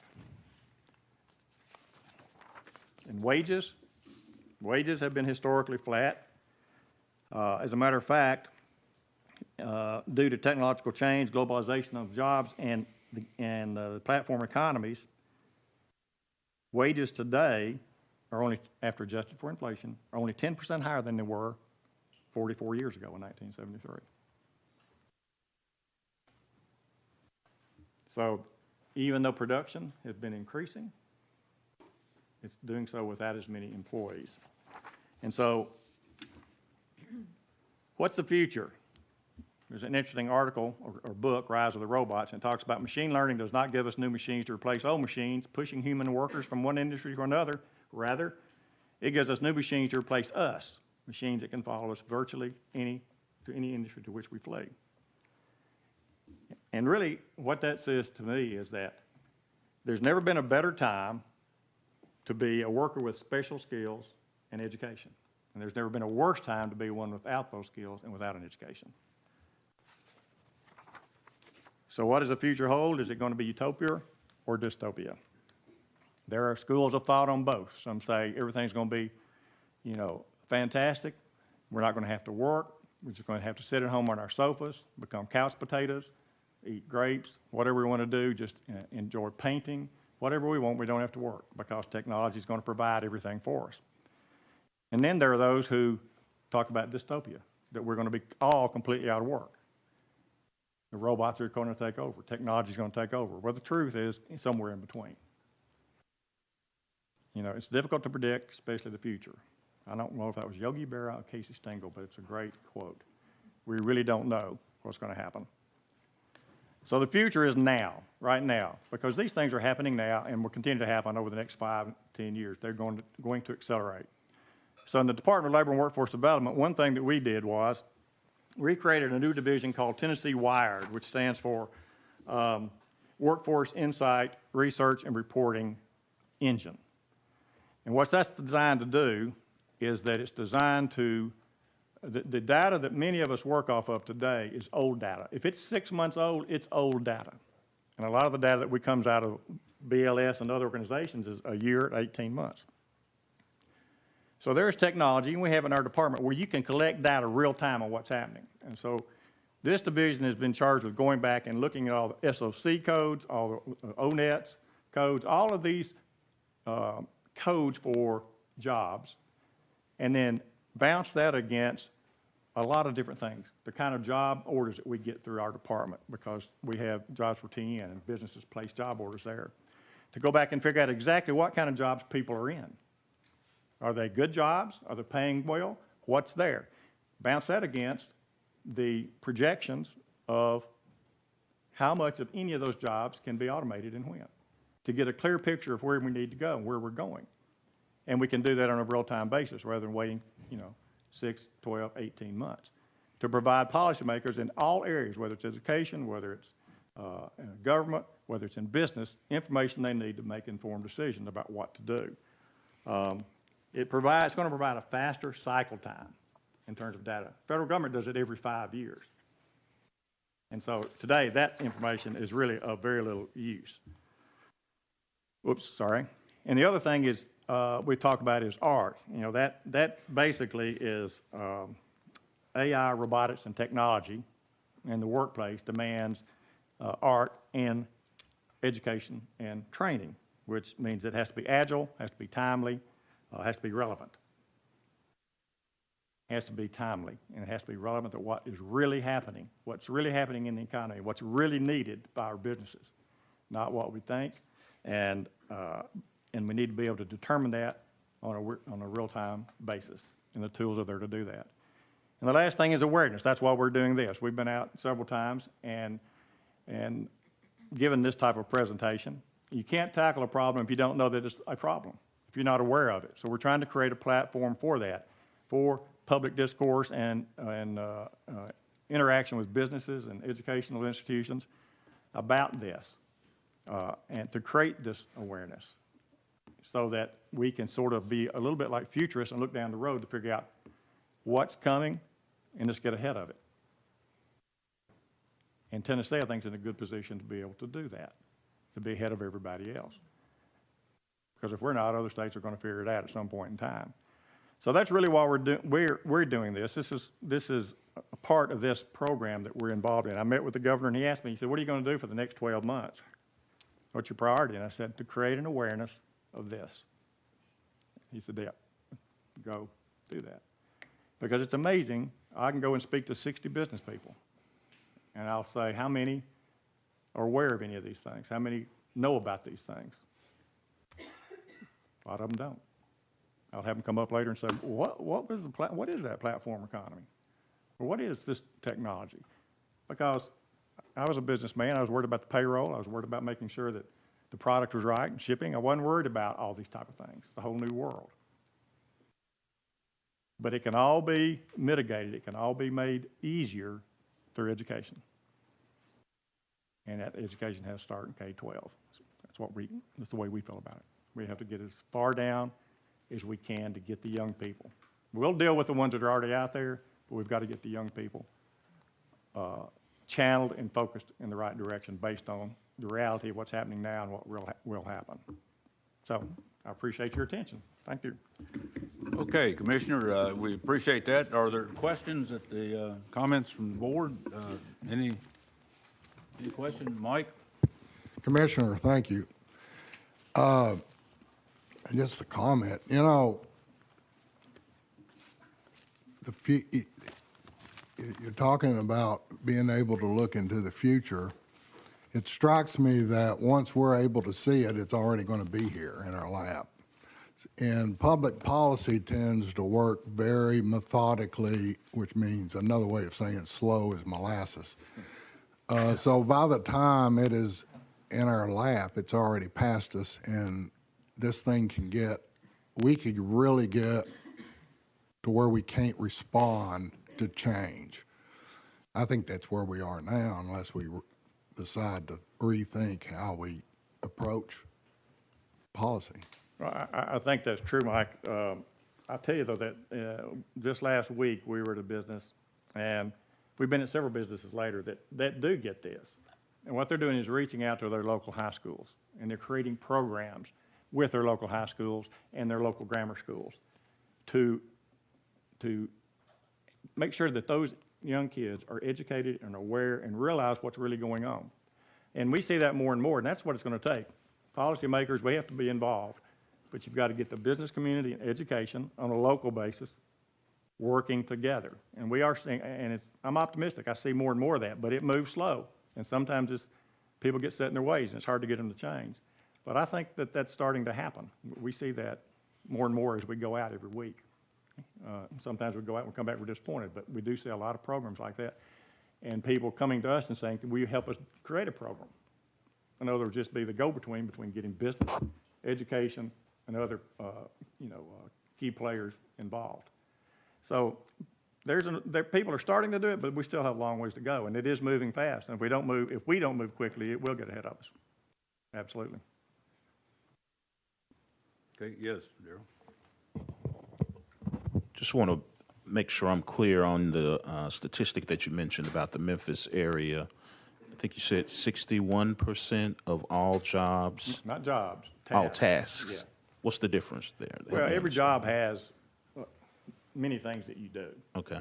And that means that this task you do, that could easily be taken over by automation. Okay. Not all of them. And that particular article, if you were interested, I'll be glad to forward that article to you. It was in Governing Magazine, Okay. and it was an eye-opener for me, too. Now, is that based on sort of industry mix? Is that a big driver in that? What they Sort did of is the they took types the of Georgetown jobs? study, Okay. they looked at 702 codes, SOC codes. Okay. Then they took those and they bounced them against the technology that's out there and the projections of how quickly that technology would be able to replace those tasks. Now, that doesn't mean that businesses are going to go out and just grab all this technology right away. There's a matter of cost and logistics and other things.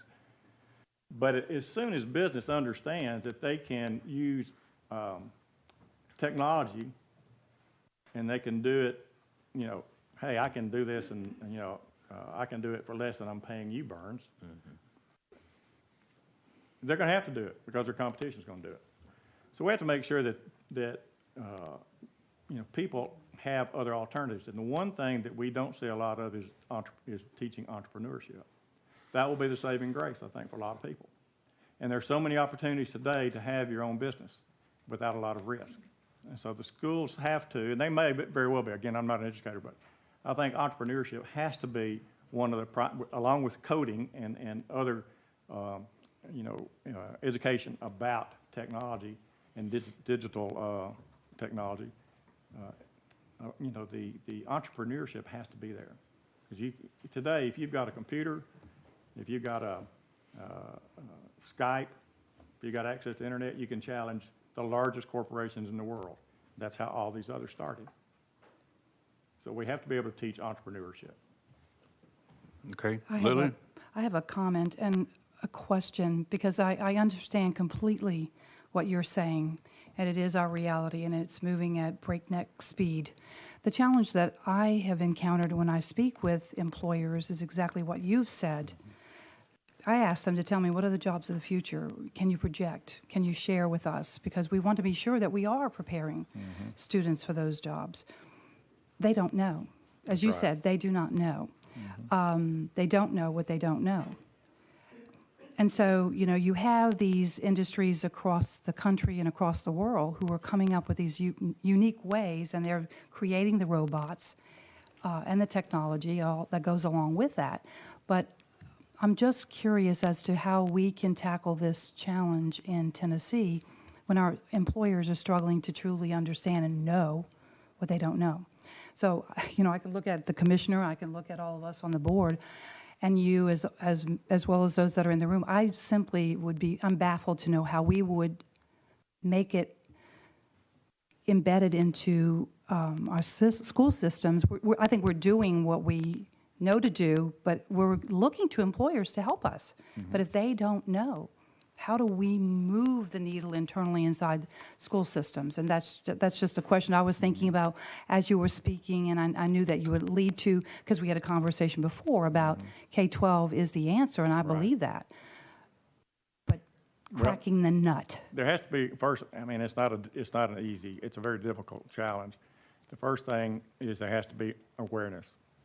And the only way you can do that is everybody that's involved has to be able to create an awareness of this. For example, our department, as soon as the session's over, we're going out for a series of roundtables, specifically talk to businesses, any educators that are in the area, any stakeholders, to talk about this very thing. Now, you know, sometimes I give this presentation and people are like, well, thanks for depressing me. You know, that wasn't very uplifting. But there's a positive side to this too. There are going to be other jobs created, but they are skills biased. So we have to make sure our kids have those skills, and they're going to be digital in nature. And I know the commissioner and I were talking, if you want to read something interesting about how a small country did it, do some research on Estonia. I mean, it's really amazing what they've done. And they have focused on digital technology.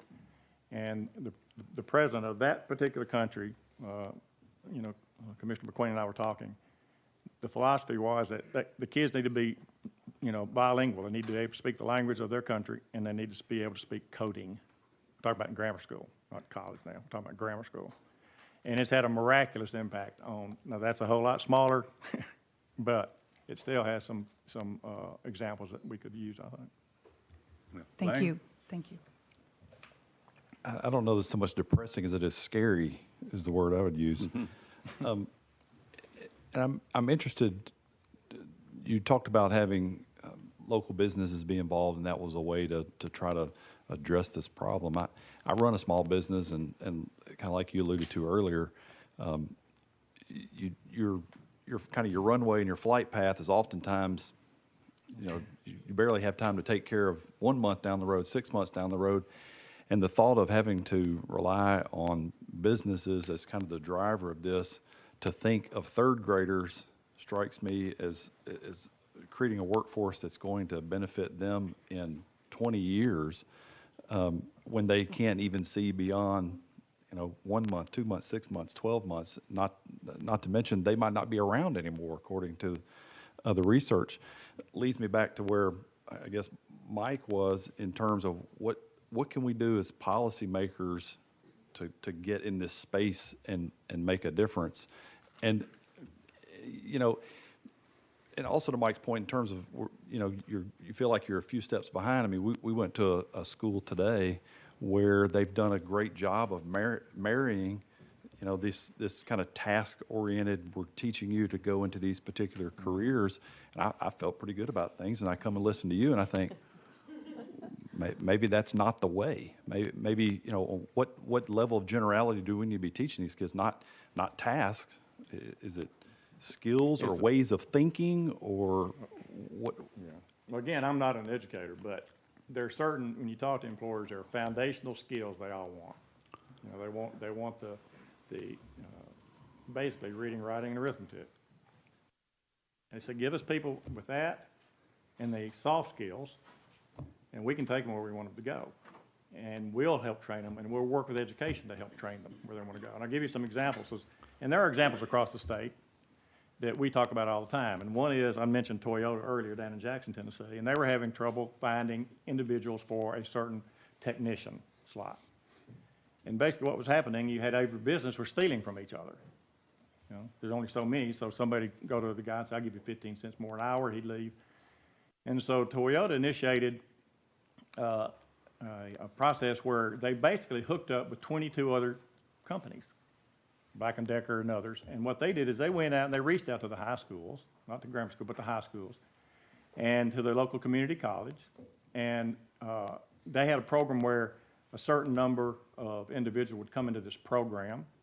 I had the opportunity, myself and my chief of staff, to go and actually be there one night when they were doing it, where these individuals, these people come into the program, and they'll work for these businesses for a certain period. They're working, but they're also going to school. And when they get through with that, they're stepping into jobs, and some of them are $25 an hour jobs. And And it works. And what happens is after that period of time where they work, it's basically like a football draft. It's like, okay, I want Tom and Susie, but usually they go with the company that they've been working with during the program, and it's very successful. It's working very well. That's a great collaboration between business and education. There's another company. This happens to be a private company, but they created their own school, and they interact with 7 high schools. 12, sorry, where they're going out to the high schools, and I think eventually they're talking about trying to get involved in the grammar schools to start getting these kids thinking of a career path. Now, they obviously are interested in those people coming to work for what they do, but it's worked very well. And so there are examples, and we have, we just had somebody come to us this week and say, will you come out and help us set something up like this, a pilot?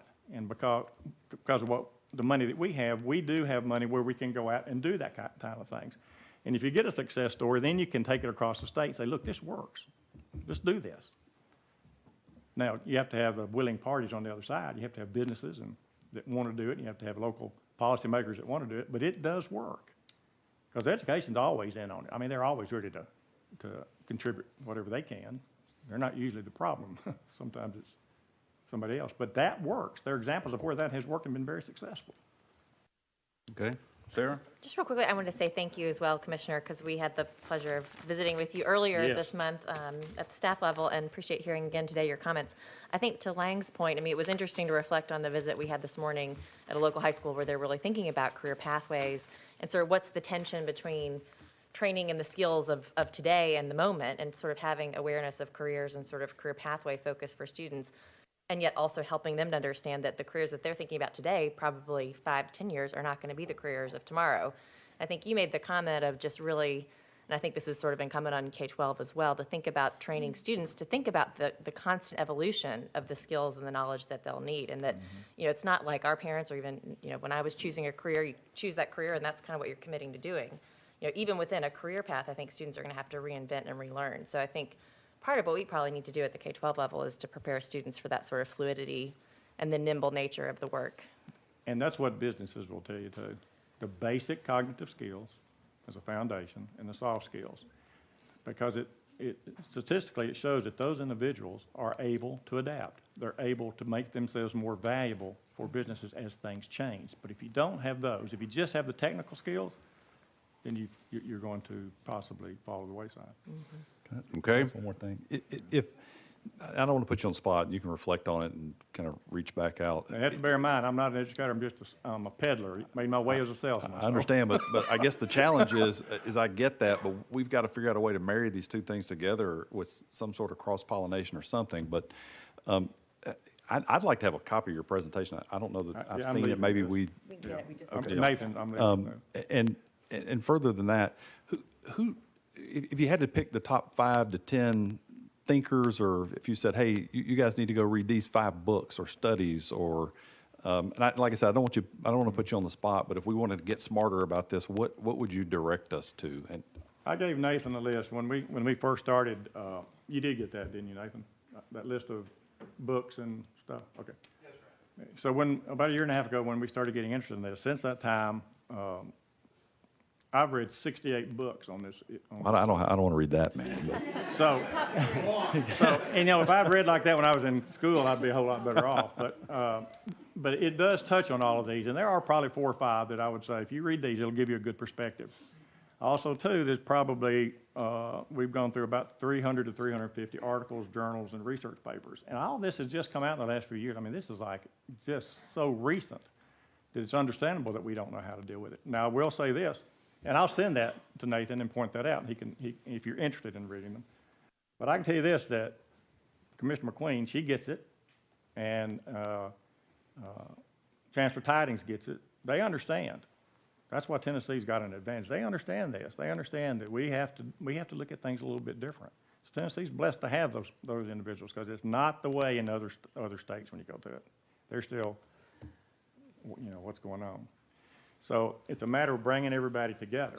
And that's easy to say, sometimes very difficult to do. But we have a lot of people in this state that want to do it and are willing to do it. And you have some leaders that are willing and understand how important it is. Okay. So it's just a matter of getting everybody together. Okay, Ken? Yeah, I'll say one thing on the coding item that you mentioned earlier as well. We believe this is one of the most underutilized opportunities that we have to really move us forward in this space, because if you can get kids to think like a coder and the problem solving that occurs with that and the systemic processes that you can walk through a coding curriculum at the elementary age, you can also start to inspire them around opportunities. And that coding skill set and the language of coding opens up about 75% of jobs that they may have never thought about before, and gets them prepared for those types of jobs. So we think the way we can get to some of this that we aren't currently doing, and we're just not, is through these different ways to think about computer science at the elementary school level. So we're looking forward to giving some presentation on that when we introduce the standards in April. And, Okay. And the commissioner and I actually talked about opportunities for that, in terms of any kind of pilot projects or anything like that. I don't know if there, but she, she gets it, and it is important. So we are fortunate in that regard. Okay, very good. Commissioner, we Thank you certainly so very thank you. much. Appreciate the awareness part of it. I think we buy into that. We realize that. The real challenge is to looking for how we address Yes, sir. these issues and things that we aren't already doing. And agree with Lang that, a lot of what we were seeing at the high school this morning would appear to address some of it, but it's got to be other things. Coding certainly is part of it. Okay, we'll move on to the next item, homeschooling and non-public schools. Marcy?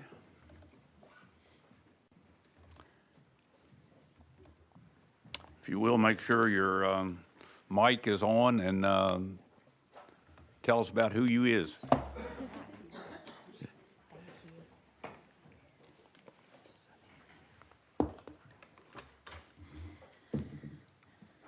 So good afternoon, Chairman Ralston and members of the board. Thank you for inviting me today to talk about non-public and homeschools. I'll try to move through my PowerPoint rather quickly to give you time to ask questions, and also because I understand that I'm the only thing standing between you and your break. So I'm going to take this in two parts. I'm going to spend just a little bit of a time talking to you, just giving you a broad overview of our non-public schools in Tennessee, and then talk to you about our homeschool options for students in Tennessee. So non-public schools are, and by the way, I will often kind of interchange non-public and private schools, and when I do that, I'm saying the same thing. Non-public schools are defined as schools that are approved directly by the Department of Education or recognized as accredited or members of an association that has been approved by the State Board of Education. Currently, there are 5 categories of non-public schools in Tennessee. We did have a 6th category, but just recently was presented to the State Board that 6th category really wasn't needed.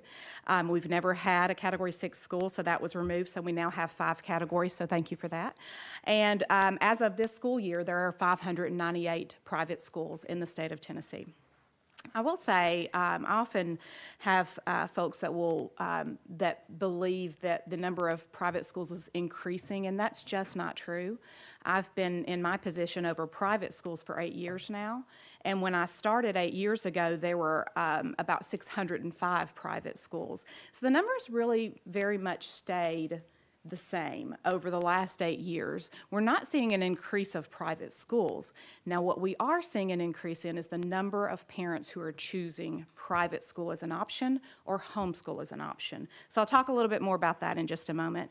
All of our private schools in Tennessee are eligible and may choose to participate in some level of federal funding.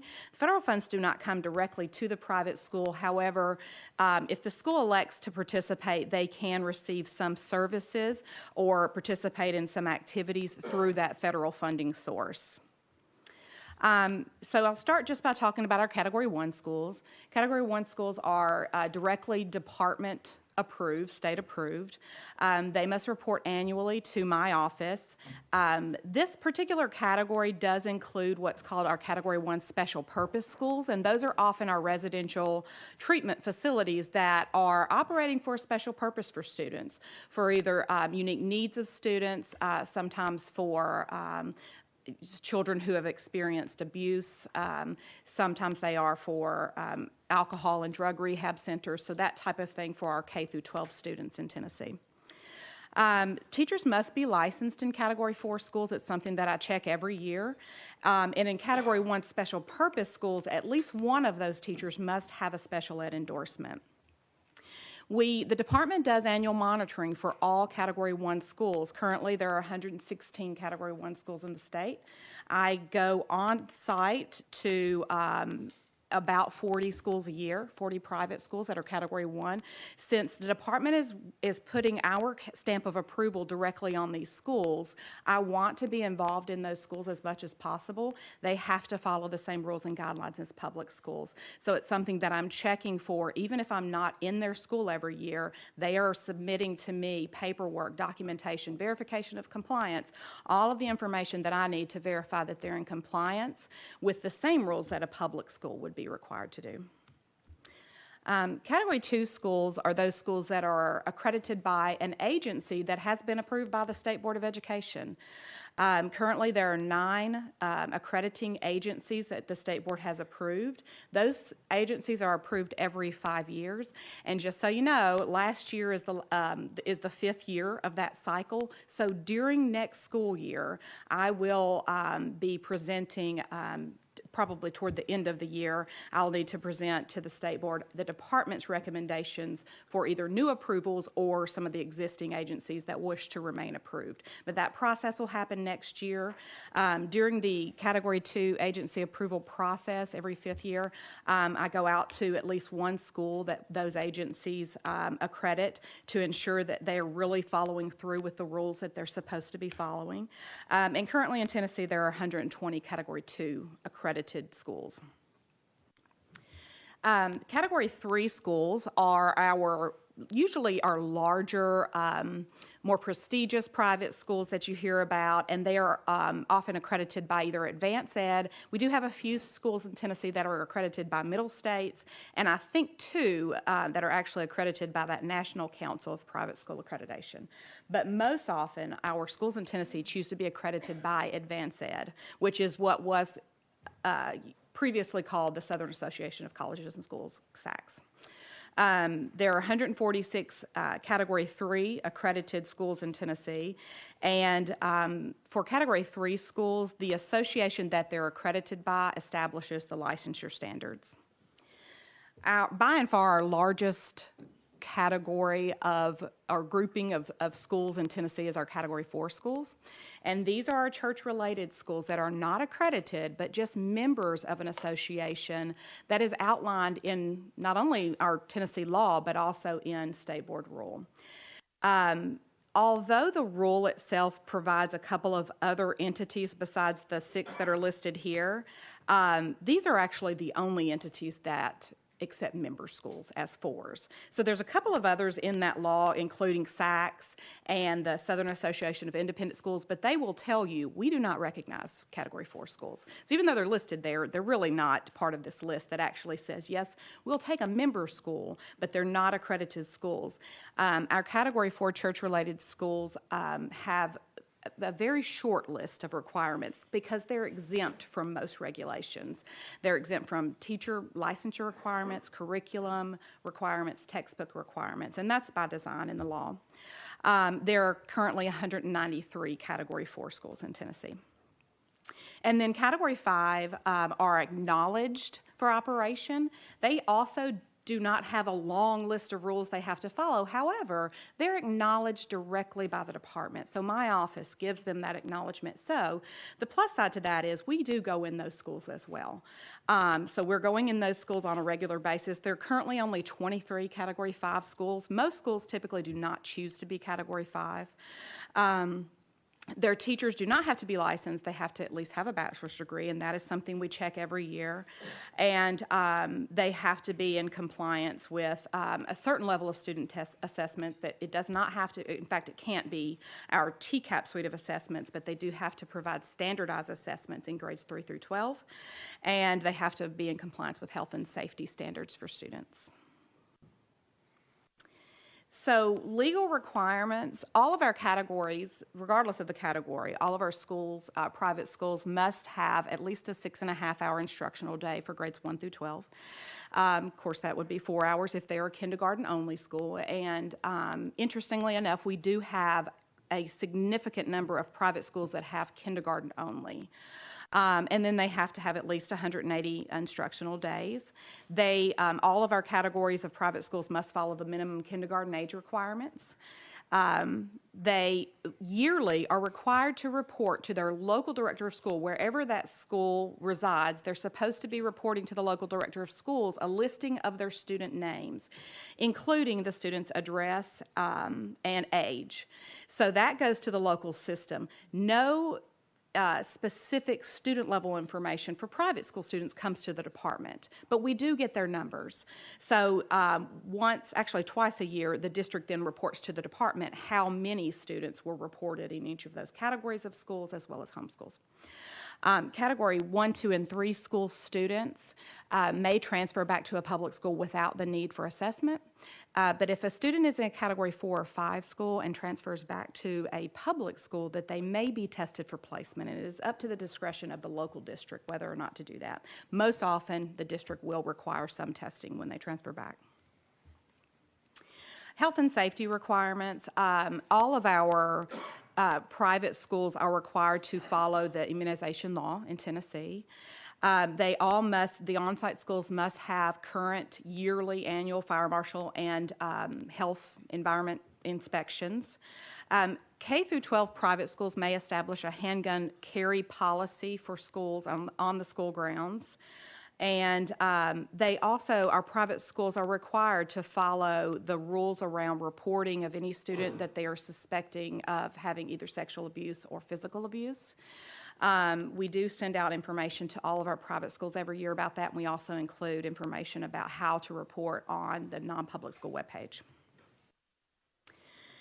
So, non-public school approval, this is something that my office deals with every year around this time especially. From January to June, we have a non-public school approval process where entities can apply directly to the department. No matter the category, they must initiate that process through my office. And the requirements of what they have to do are really dependent on what category they're planning to go into.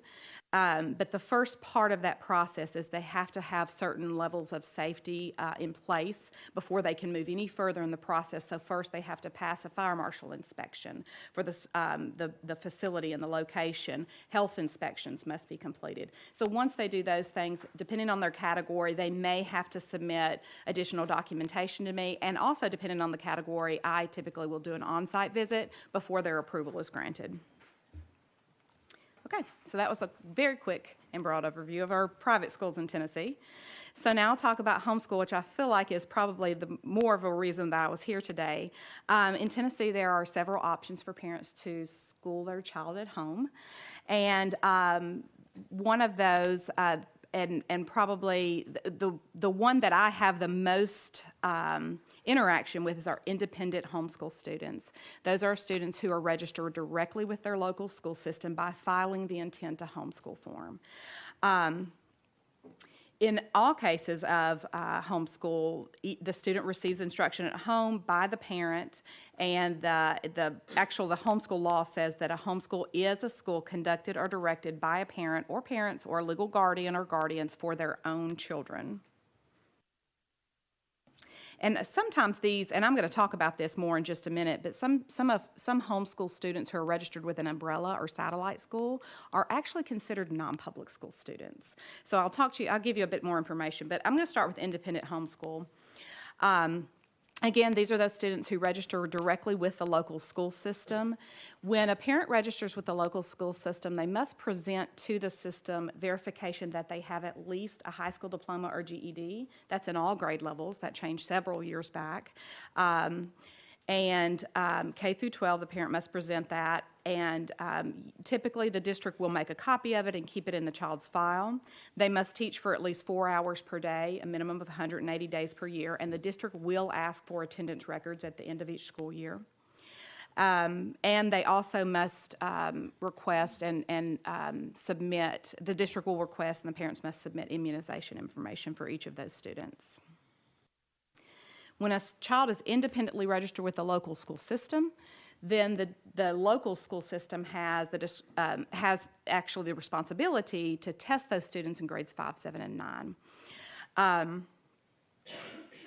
Typically, each district will reach out to all of those students who have registered their intent to homeschool form each year and tell them where testing will take place and when parents should bring their students to be tested.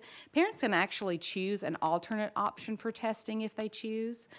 They don't have to go in and be administered the TCAP assessment. Rather, if they want to provide a different standardized assessment, they can do so. There is that option in the homeschool law. But it has to be within 30 days of testing, and then the parent has to present the results back to the local system for review. So there is a mention of grade 9 here because often one of the most common questions I get from districts is when a student is homeschooled in grade 9, what test exactly do we administer to the student? It's always based on what the parent has indicated that they're testing for that, that they're providing instruction on for that school year.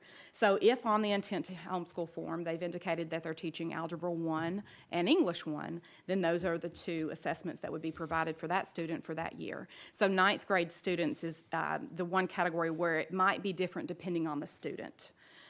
And there actually is a lengthy section of the homeschool law about what a system can do if a student falls below grade level.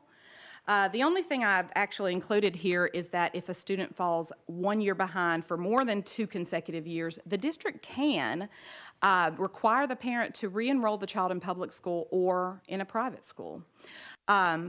The problem with the way the homeschool law is written right now is that it talks about a student being 3 months behind and 6 months behind and 9 months behind.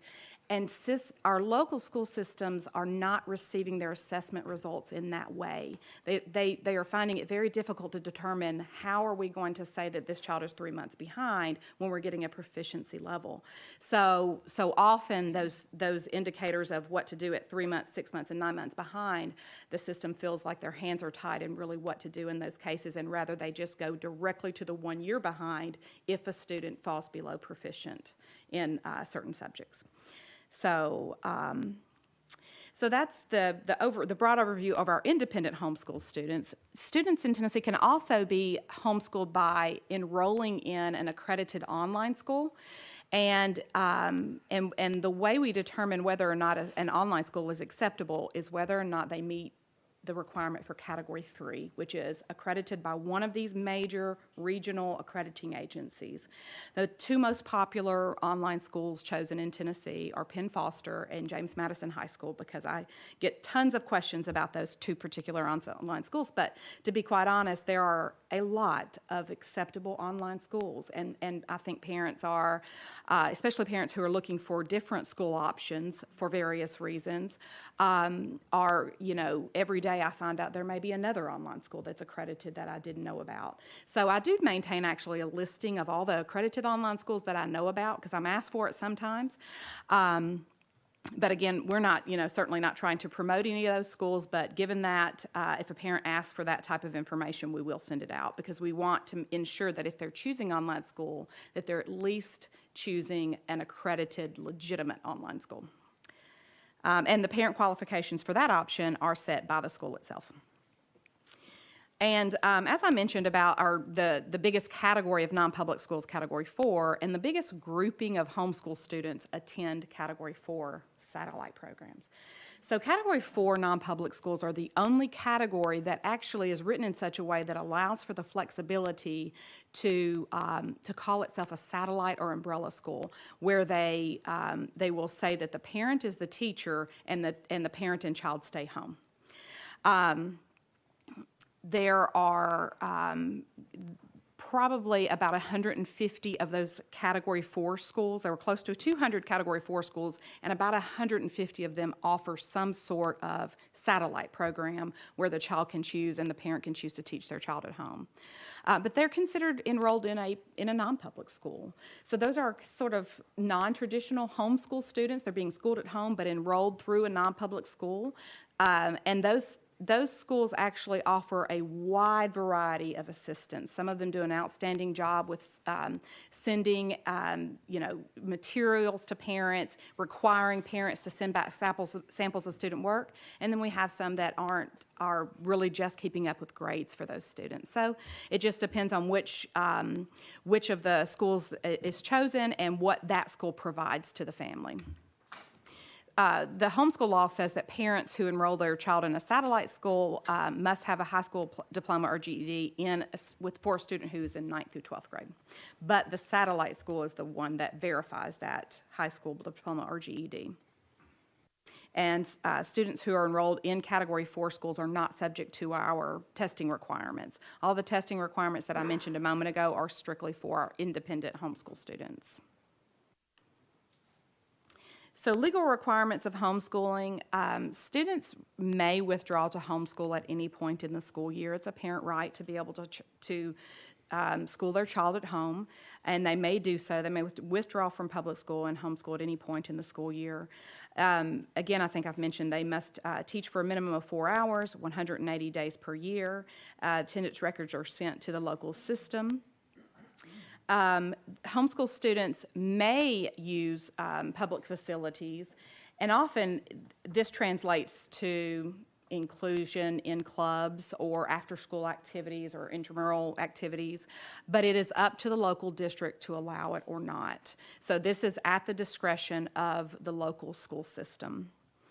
And the only piece to that would be with sports. The only significant variance of that would be with sports, and independent homeschool students actually can try out for our local school sports teams if they're registered with the local system.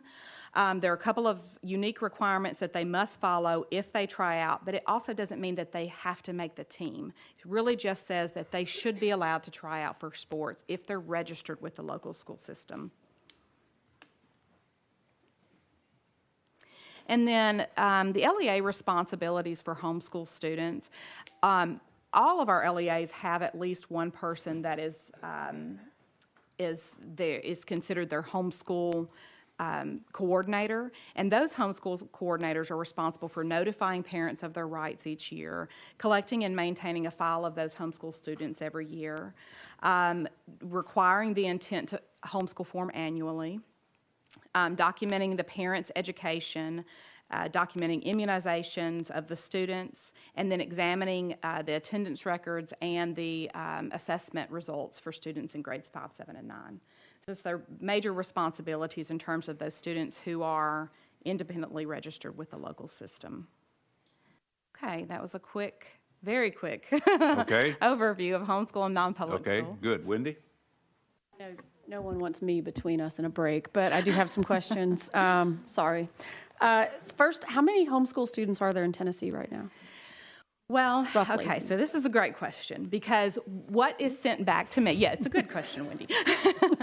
What is submitted back to me are our students who are enrolled in Category 4 schools and our students who are registered as independent. So currently registered as independent, about 10,000.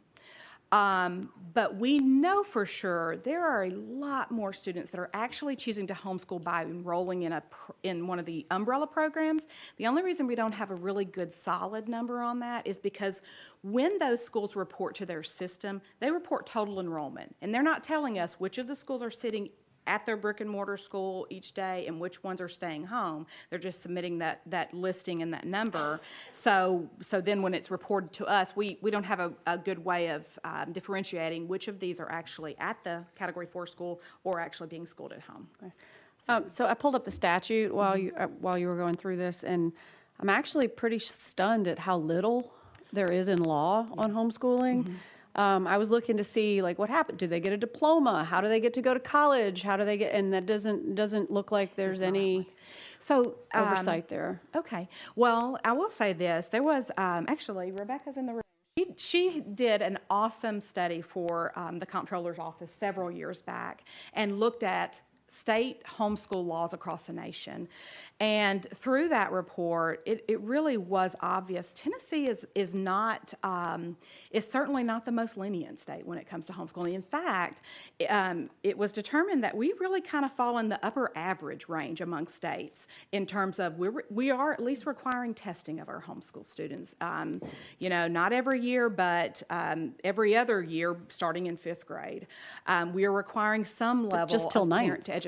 Just till 9th grade, mean, right, true. It's after 9th that leads you where you need to be. But you know, I guess it's just to say that you know there are at least about 2/3 of the states have a more lenient law, even though ours appears to be very lenient. It really isn't in the grand scheme of what's happening across the nation. So. And I just have two more quick questions. I can speak to diploma though, if you'd like for Okay, me to. yep, The parent please. does create the diploma when a child is homeschooled, but there is a law in Tennessee, and I can't remember the exact number, but basically that says any student who is homeschooled or graduates from a church-related school, that their diploma will be recognized at all state and government entities. So if they choose to go to a state college, that state college has to accept the diploma. Okay. And you mentioned that the parent in the independent homeschooling, parent has to have a diploma or a GED, and you commented that changed a few years back. Did that change to require less or to require more? I guess you would say it changed to require less because in 2011 is when it changed. And prior to 2011, if a parent wanted to homeschool their child in 9th through 12th grade, they had to have a college degree. So yeah, it became. And that changed why? I mean, I have an advanced degree. I couldn't teach 10th grade in any I regular agree. way. I completely agree. I don't exactly know the reasons why that actually changed. My last question, I think, the IEA program, and this may not be for you. Would parents who withdraw students under that program, would that be potential? I guess it would depend on what they signed up for. If they were independent, they could independently homeschool and then use those funds. Yeah, absolutely. That is an option. Mm-hmm. One more question, I lied. You said, sorry, this is, I mean, there's so much conversation about it. That's There are true. people who are just like homeschool, Right. and then there are people who are concerned about the kids who are homeschooled. I'm just trying to Right. get a good grip on this. Right. The 1 year behind number, do we have any data on how often that happens? Or We don't, and the reason we don't is because the homeschool results go directly to the local system, but they do not come to us. So we could accumulate it by asking the local system to let us know when they're finding that our homeschool students are 1 year behind or more. But currently we don't have that data. Okay, thank you. Okay, Mike? So a student gets 1 year behind and the LEA knows about it. It's still their option as to whether or not they call the kid back or leave them. That's exactly right. And in fact, what it says is that they have to be more than 1 year behind for 2 consecutive years for the district to be able to do that. So it strikes me that it'd be awful easy for a district just to say, I just don't want to poke my nose into that one. Sure. Yeah, it's definitely the local district's discretion as to how to handle that. I have a quick question regarding teaching to standards, teaching materials, and where do they go to get that information? Or are they even required to teach to the standards? They're not required to teach to the standards. When a parent chooses to homeschool, they have absolute discretion over what curriculum they choose, and what textbook materials to purchase. This is my advice to those parents, and this is this is the information that is presented on our homeschool website, is that our parents need to keep in mind that if they're independently registered, they will be tested in 5th, 7th, and 9th on Tennessee standards. So they need to make sure, even if they choose to fall outside of the curriculum that Tennessee State is requiring, and that's a parent's right, they still should be mindful of what is in those standards, so that their child is ready for that testing. It's also important, and I bring this to their attention too, they will, often be required to take ACT. Because even though the diploma itself is recognized at state colleges, those state colleges will also require a minimum ACT score. So they need their children need to be ready for that. Of course. Great, thank you. Mr. Chair, I just have Yes. a quick question. I'm interested just in the trend that we're seeing both in participation in the private school as well as homeschool. And then secondly, do we have the resources within the department for the proper oversight that we're required to do? For homeschooling? Okay. So I have actually two opinions about why that number's growing. I've shared this with the commissioner before. When I started in this position 8 years ago, I really felt like our districts had not been required to do a good job in reporting those numbers. And that's just to be quite frank. I think that they might have reported them, and sometimes they just didn't report at all. And one of the things that I've really tried to change over the years is to give them the understanding of how it's so important that they submit accurate numbers to the department. So to be quite honest, one of the reasons that we've seen that increase in the number is because our districts have gotten much better at reporting the number. That's to be, quite honest. I also feel like that we really have seen an increase in the number of parents who are choosing educational options for students. And the reason I know that's true is because the number of our independently registered students has risen along with the number of private school students has risen. So even though I think the reporting has gotten better, I do think there is a significant, well, not necessarily significant. So there's about 20,000 more children now that are being homeschooled or choosing private school than when I first started. So that might not be significant in a state with 1 million students, but it might be. So that's my thought on why the number's increasing. And your second question as to do we have the capacity to oversee homeschool? The Tennessee law, our homeschool law in Tennessee is written in such a way that the department doesn't actually have a lot of authority to oversee homeschool. It ultimately is somewhat placed back in the district's responsibility to oversee homeschools. Now, I say that in talking about independent homeschool.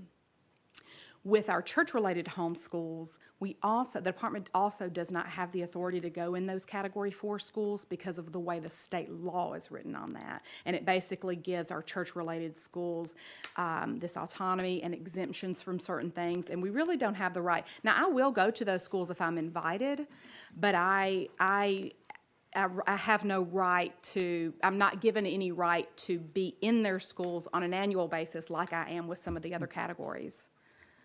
So. Okay, very good. I've got one question, kind of a clarifying question and then follow-up statement.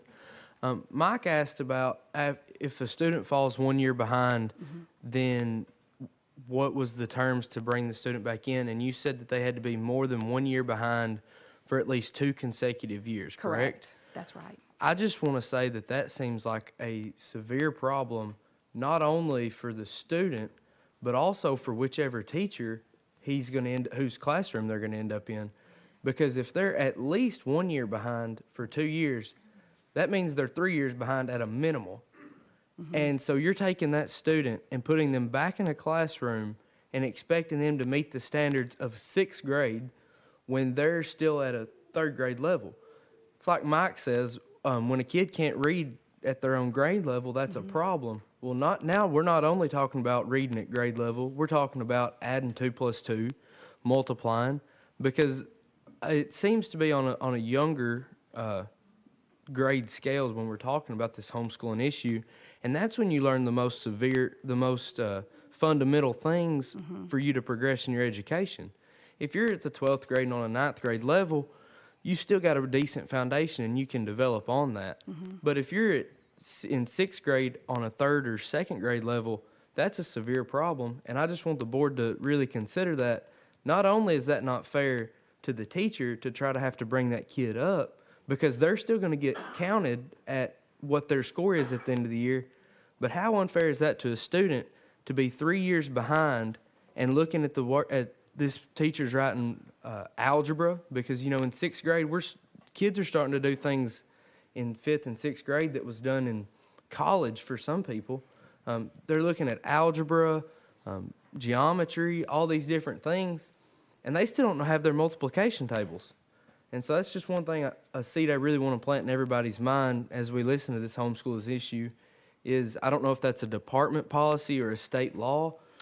It's a state law, and I think it's a great point. I will say, if that situation happens, and it does happen, the school and the district do have the discretion of where to place that child, and I understand that even presents a problem because often you'll have a student that is, like you say, maybe 15, you don't want to place that child in 3rd grade, but they do have discretion over what grade level to place them in and what type of instruction and what type of remediation to give the children. I have my own personal example from this. I was a principal at a 3rd through 5th grade school, and we one year got a set of twins who had been homeschooled but didn't know some basic kindergarten skills, and we didn't have a good place for those 2 boys. They were not special needs students. They just had not received the skills they needed, and so they were placed in a 3rd grade classroom, but taken out and given very lots of remediation activities. And I'm happy to say that by the time those 2 boys, and they were delightful. By the time they entered 5th grade, they weren't on grade level yet, but they had progressed so much because they were intelligent. So I think, in that case, the schools do the best they can for the best for those students. Okay. So. Great. Marcy, thank you. This is you. a subject that we don't frequently review, and you provide a really good review, and obviously there are some challenges still out there, so appreciate the review. Okay, thank you. Okay, folks, it's break time. Let's keep it short. We're running a little bit late here. Let's make sure we don't take more than 10 minutes.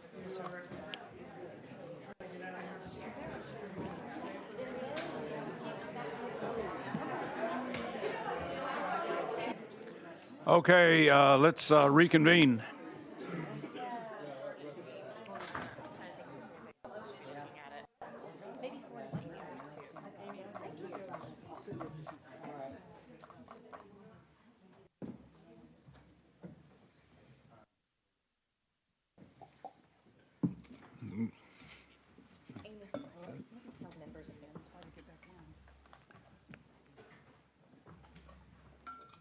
Okay, we'll move to the next agenda item, which is read to be ready. And Elizabeth, welcome. Be sure your mic's on and give your name for us. Thank you. I'm Elizabeth Alves. I'm the Assistant Commissioner for Early Learning and Literacy at the department. And I am delighted to be here this afternoon to share with you the exciting work that's going on across the state with Read to Be Ready and many of our other literacy initiatives. I think the Commissioner provided some great context for us at the beginning of this meeting, and I'll be able to provide a little detail on some of those items in terms of what we're doing specifically to impact our literacy scores statewide. So we always start our presentations by reminding ourselves of our vision. I know this is a very familiar slide to each of you, but I think that the point that I would like to make here is that we believe that our early literacy work is the foundation for achieving this vision of the future. It's what will prepare our students, all of our students, adequately to meet their chosen paths in life.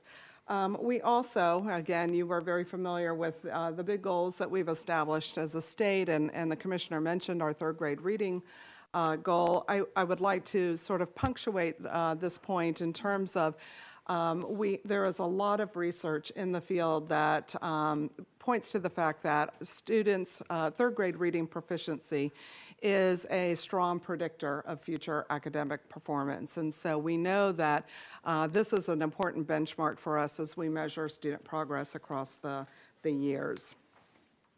So our Read to Be Ready campaign was really established and initiated to focus attention on the need to improve literacy instruction at every grade level, and particularly at in the early grades.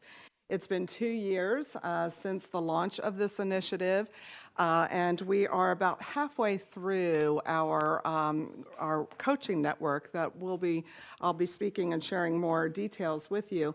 But it's important for us to think about that as we think about our goal of reading proficiency in the year 2025, we are looking at children who are currently infants, taking their first steps, who will be our third grade students in 2025. So it highlights the importance of ensuring that all along the pathway, from birth to grade 3, that we have strong opportunities for learning in these early grades. We also know that this is change that is systematic and systemic, and that it takes time, and that there is a great sense of urgency in this work.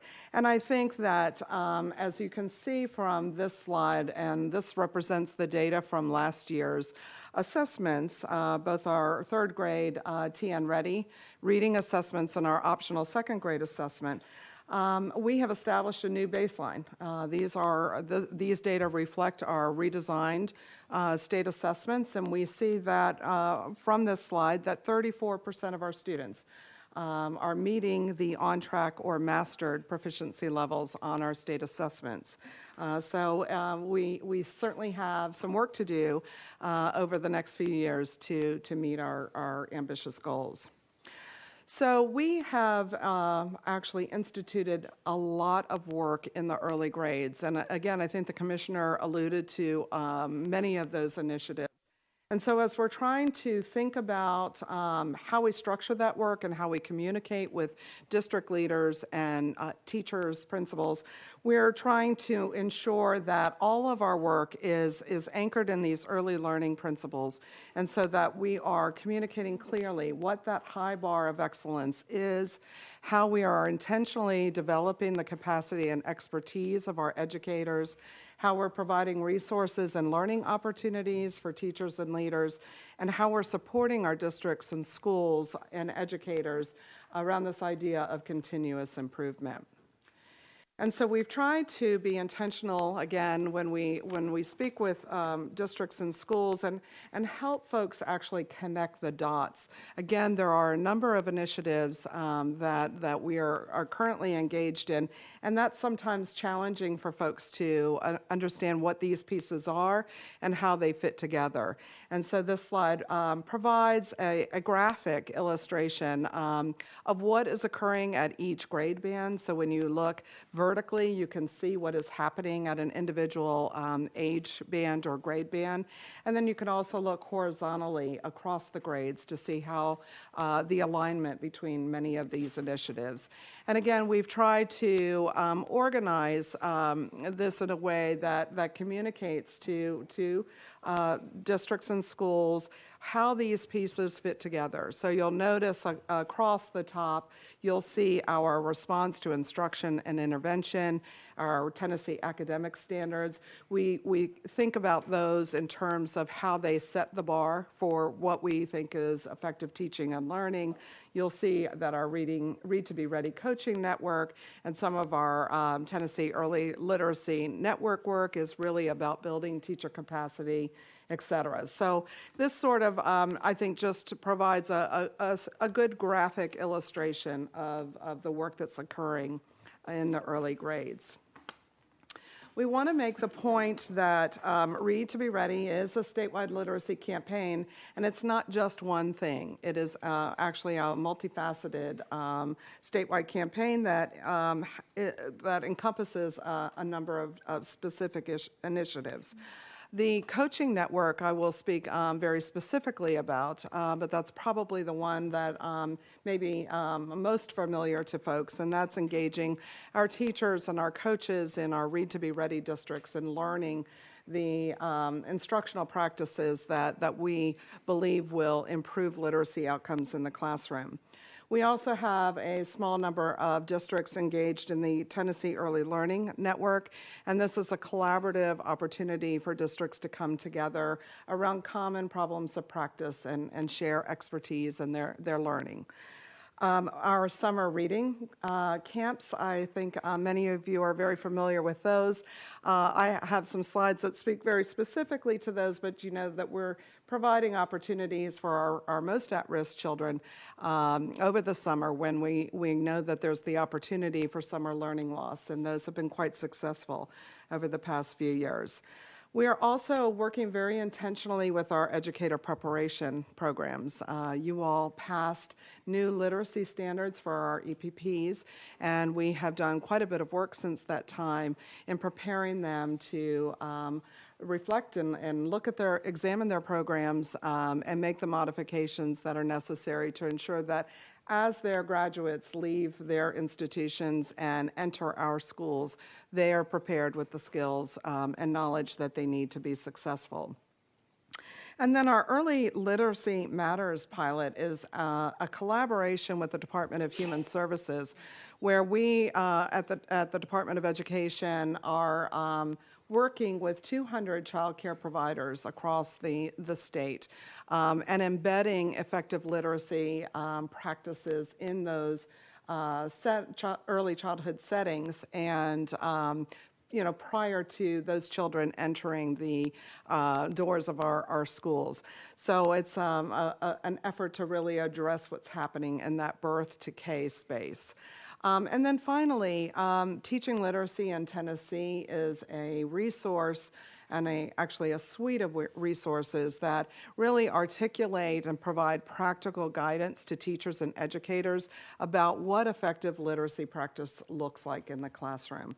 And so we'll speak a little bit more in detail about many of these items. I mentioned we have a number of resources, beginning with the definition of what we believe is reading proficiency, and that was developed by our Early Literacy Council. We have published a number of reports from the department that speak to our current status as a state, providing data and information about what we're seeing, patterns and trends in classrooms across the state, and making recommendations for districts and schools in terms of what are appropriate next steps. And then, as I mentioned, we have a number of materials and resources for teachers and leaders that speak to different aspects of this work in the early grades. So I wanted to share the vision for proficient reading with you this afternoon, because we know that to be a proficient reader, it's more than just sounding out words. It's really a complex process that articulates this vision, articulates an expectation that students need to be able to read fluently, accurately, and independently. They need to have a full range of comprehension strategies that they can draw upon to make meaning from text. They need to be able to think critically. They need to be able to speak about and write about what they're reading.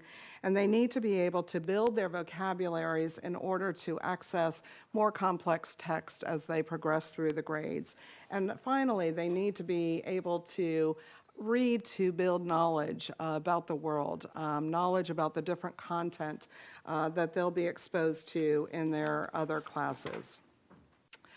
So Teaching Literacy in Tennessee, as I mentioned, is a document that we published last May, and it really is a practical how-to guidance document for teachers. And so it articulates, again, our vision for what effective practice looks like in the classroom. We frequently hear from teachers, what does this look like?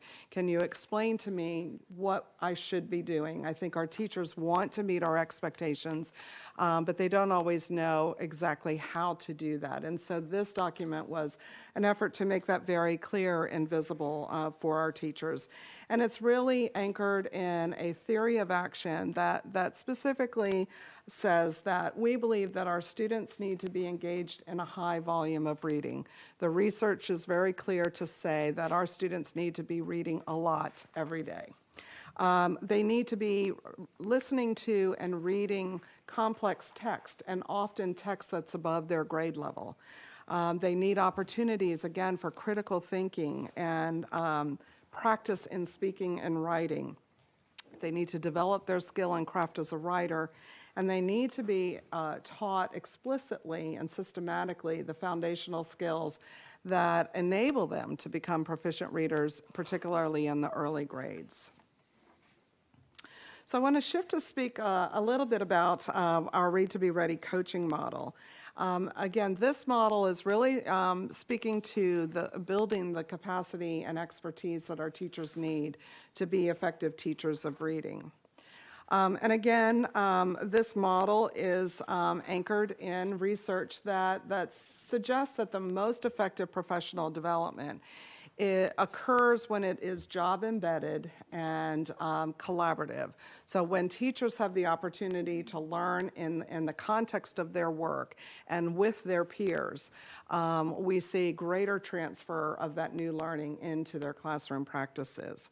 So the design of the network is really about building content knowledge among literacy coaches at the district level, who then will be working with a group of classroom teachers to perfect their instructional strategies and practices. That in turn will transfer to what we see occurring in the classroom and improve student learning in literacy achievement. And so this work is being supported and led by a small team at the department and 15 reading coach consultants that are housed in the core offices. And those consultants are supporting the district coaches, who in turn are supporting the teachers in the schools within their district.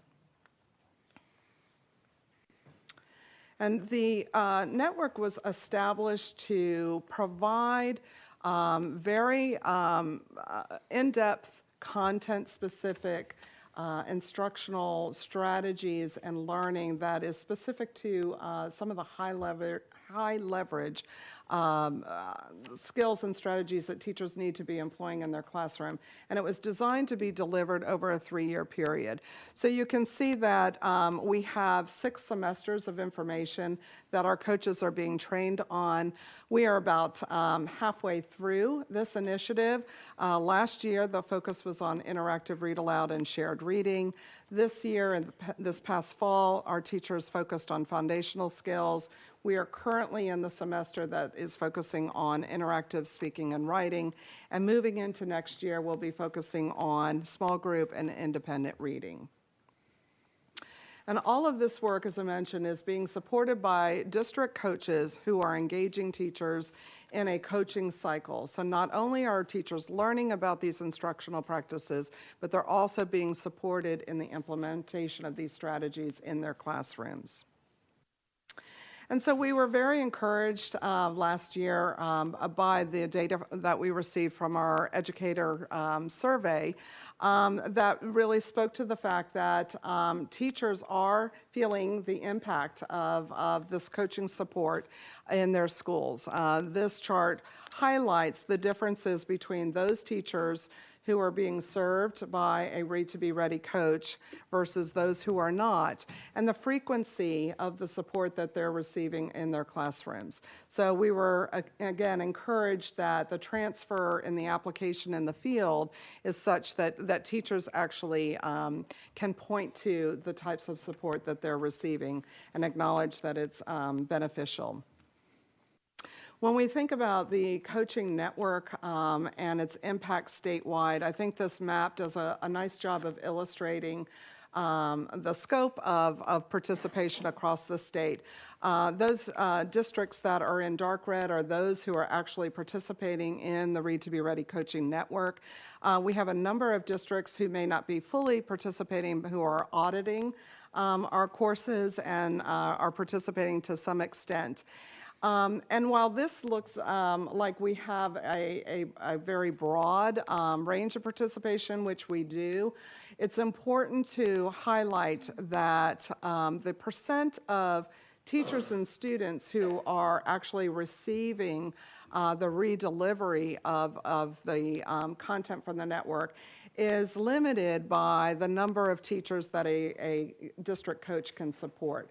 So we actually have about 17% of our classrooms that are being supported by a Read to Be Ready coach.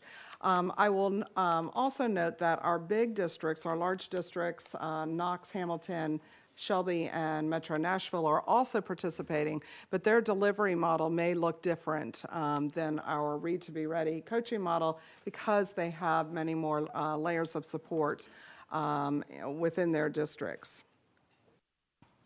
So I want to take a moment to shift our attention. Again, I think the commissioner alluded to this topic of instructional materials, resources, and curriculum, and the importance of that we need to be really thoughtfully considering this topic as we move forward. And we have some data that help us understand why this is important.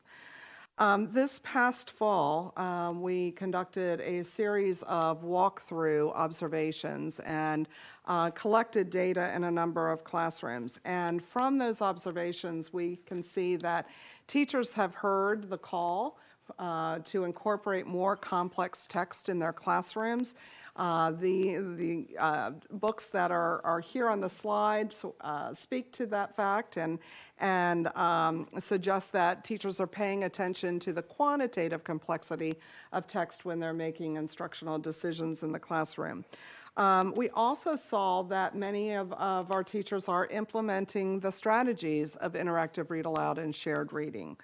However, what we aren't yet seeing is the purposeful and intentional planning around text sets, actually coupling multiple texts around a concept or a topic to develop a deeper base of knowledge in students. And I'll show you what we mean when we speak about that. This is an example of a text set that is coming out of our recent unit starter work. So we have engaged our reading coach consultants and teachers across the state in some pilot work where we are actually providing teachers with a unit of study, a starter for a unit of study around concepts that appear in their science standards. And so by pulling together a number of different texts around this common topic, teachers are really able to build not only the literacy skills that we're hoping to build in the classroom, but also to provide a lot of depth and content-specific information that really contributes to that knowledge base that we're trying to support. But not every teacher and every classroom across the state has access to high-quality instructional materials, and that was also pointed out through these recent walkthroughs that were conducted across the state. You can see from this slide that when teachers leverage high-quality materials, students are consistently being exposed to complex texts that are worthy of time and attention and that meet the expectations of the grade level standards. So the light blue bar shows classrooms that have access to these appropriately complex texts.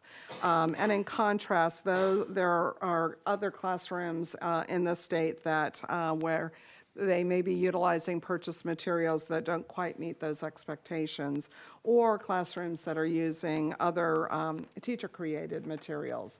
And so you see the differences in the amount of time that students are engaging in complex text. We also saw from those walkthrough data that the types of tasks that students are being asked to complete in the classroom is important in relation to meeting the expectations of the standard. This particular task illustrates perhaps an overemphasis on isolated skills instruction rather than an integration of standards, and I'll show you an example of what that looks like in just a moment. And what this means is, for the most part, that our students are successfully meeting the expectations that their teachers are setting for them. They're completing the tasks that are assigned.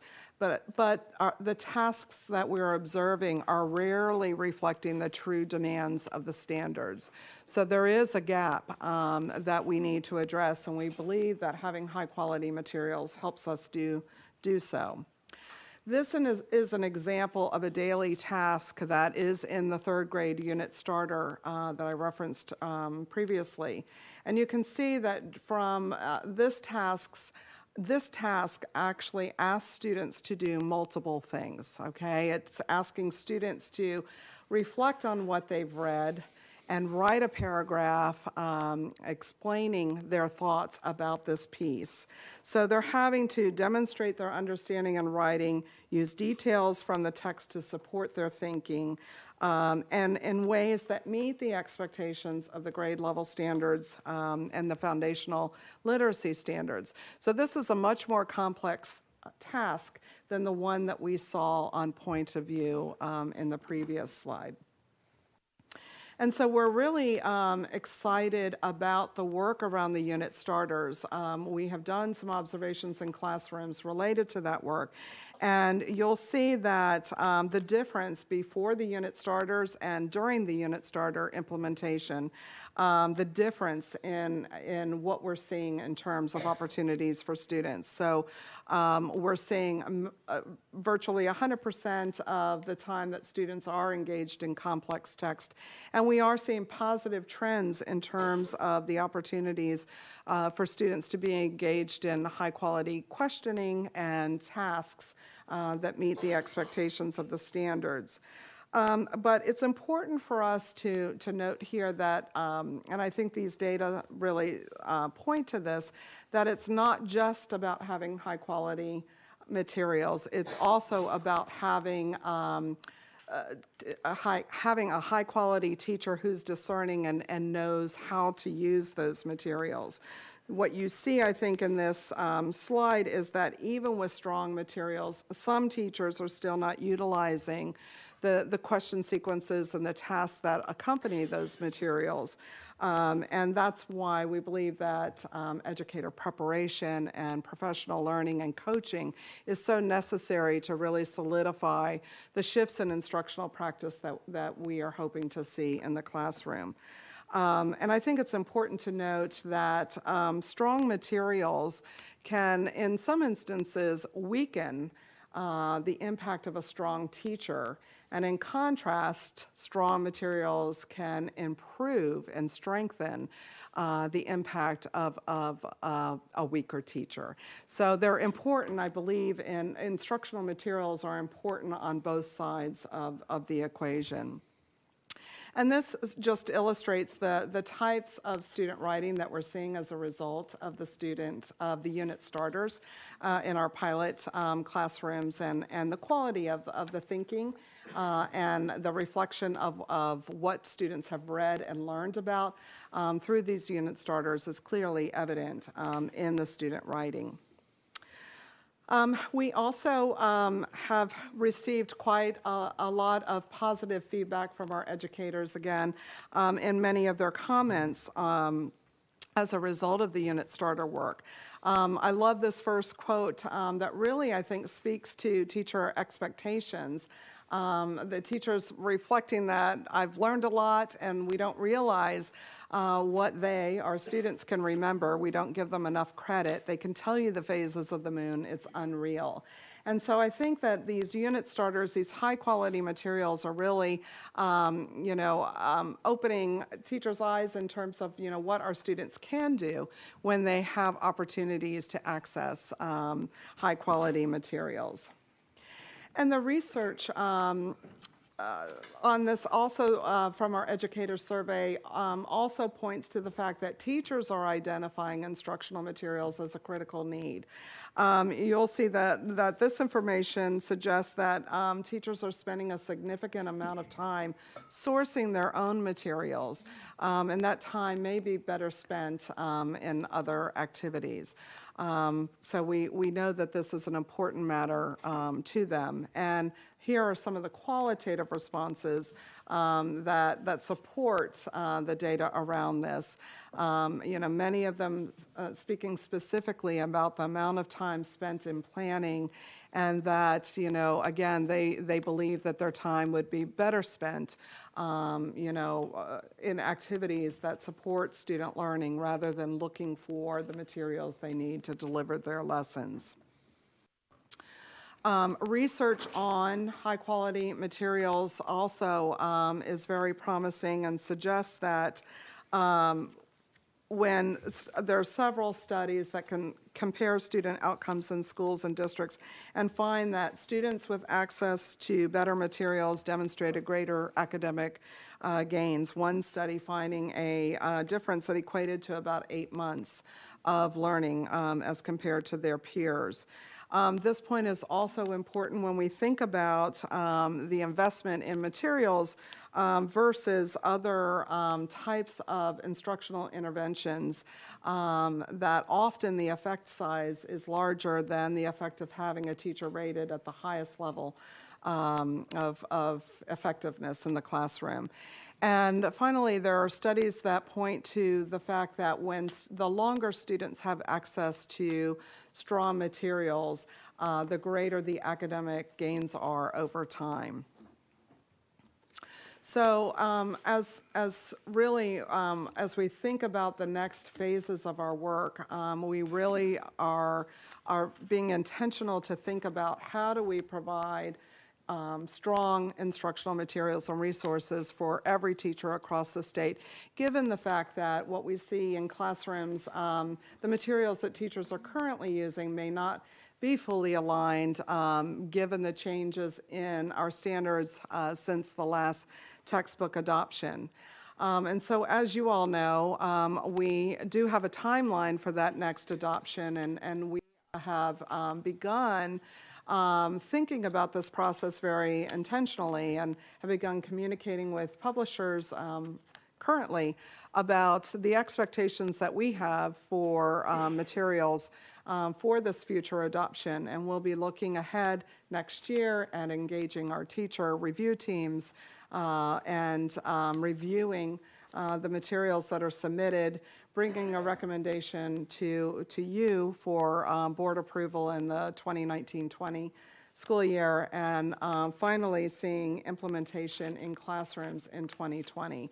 So given where we are today in 2018 and that final timeline, we know that there's some work to be done and that we need to be thinking about strategies to support teachers in accessing these types of materials, and that's one of the reasons that we've initiated our unit starter work.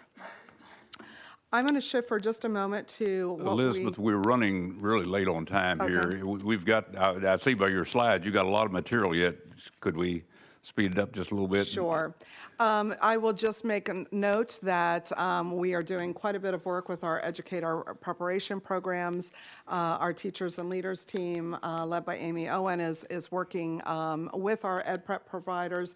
We've had a number of convenings that have started this past fall, and the literacy network that the commissioner referenced was just yesterday. And so we are intentionally bringing our providers to the table and ensuring that they are knowledgeable about our initiatives and have the support that they need to make the changes to their programs to ensure that our graduates, their graduates, are prepared on the first day of school to meet our expectations. And I'll just close with some positive notes on our Read to Be Ready summer grants. As you know, we will be entering the third year of these grants this summer. We have seen quite a bit of success over the past 2 years. These camps are designed to serve our highest need students across the state and our rising first through third graders who are economically disadvantaged and who are not currently reading proficiently. We have initiated an application process and reviewed those applications, and we're excited to say that for the coming summer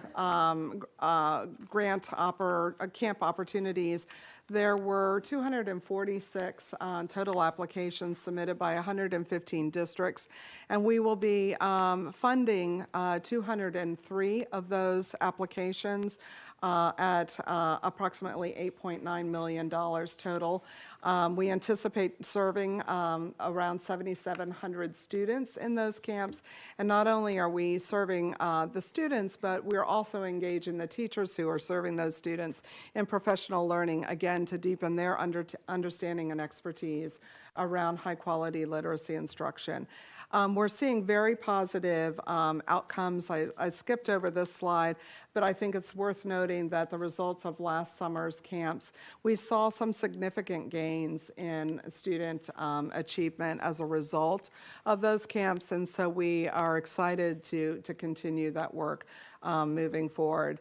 And I'll close with this quote that I think really summarizes what we all know to be true, and that is that our students' improvement is directly correlated to the time that they spend reading and writing and thinking about text, and that opportunity to engage with their teacher and their peers in talking about high-quality text, and that it's directly linked and related to their motivation and their achievement levels.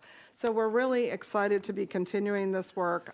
We have a lot of exciting things going on. We hear positive feedback from teachers and leaders across the state, and we feel confident that we are going to see positive outcomes moving forward as we strive towards that goal in 2025. Okay, very good. This is obviously a very, very important subject that this board feels very strongly about, and I think we've got some good things going here. Questions for Elizabeth, comments? Anything from the board?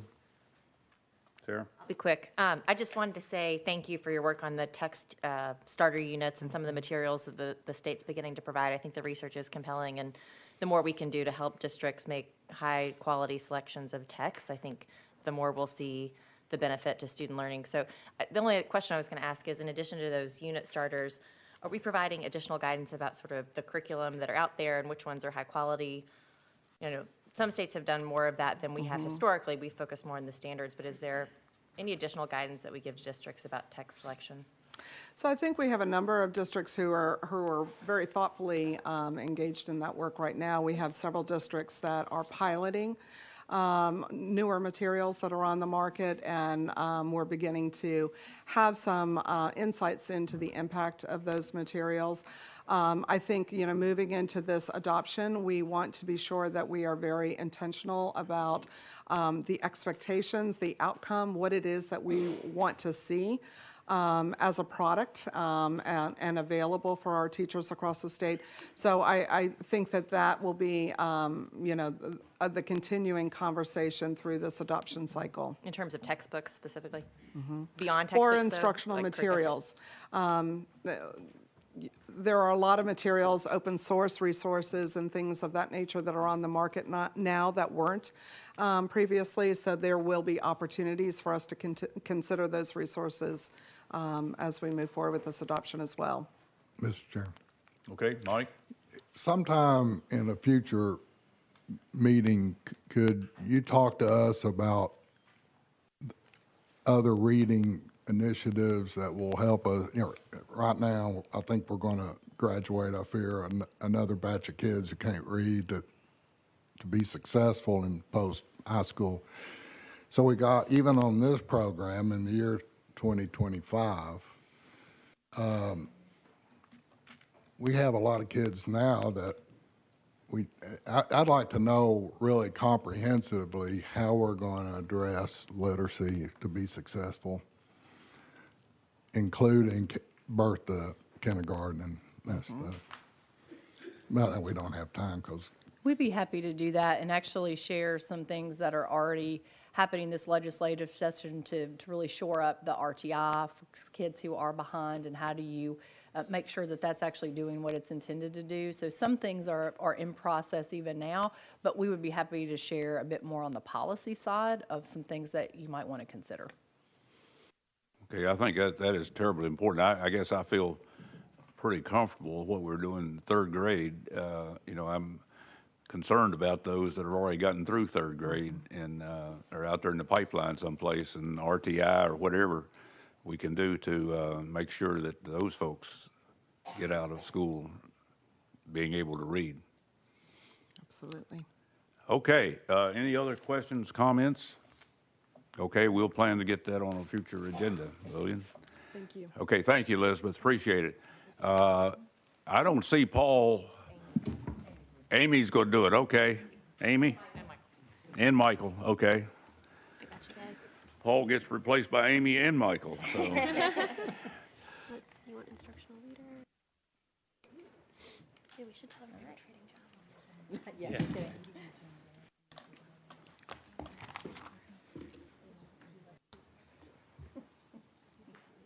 Are they on? I don't know how to Okay, announce yourselves and make sure your buttons are on there, okay?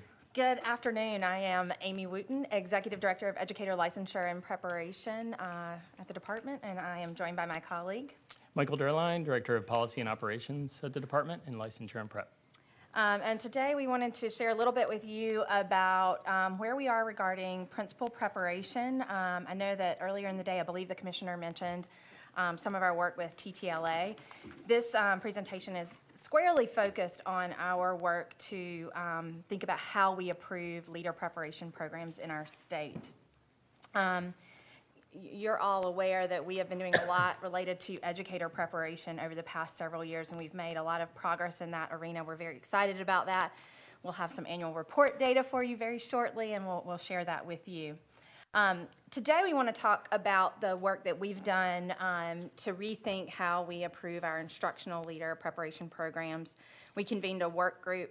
Michael has led that group, and he'll talk a little bit about some of the work that's already come out of that work group. Particularly, we want to share an overview of the proposed annual report metrics for our leader preparation programs.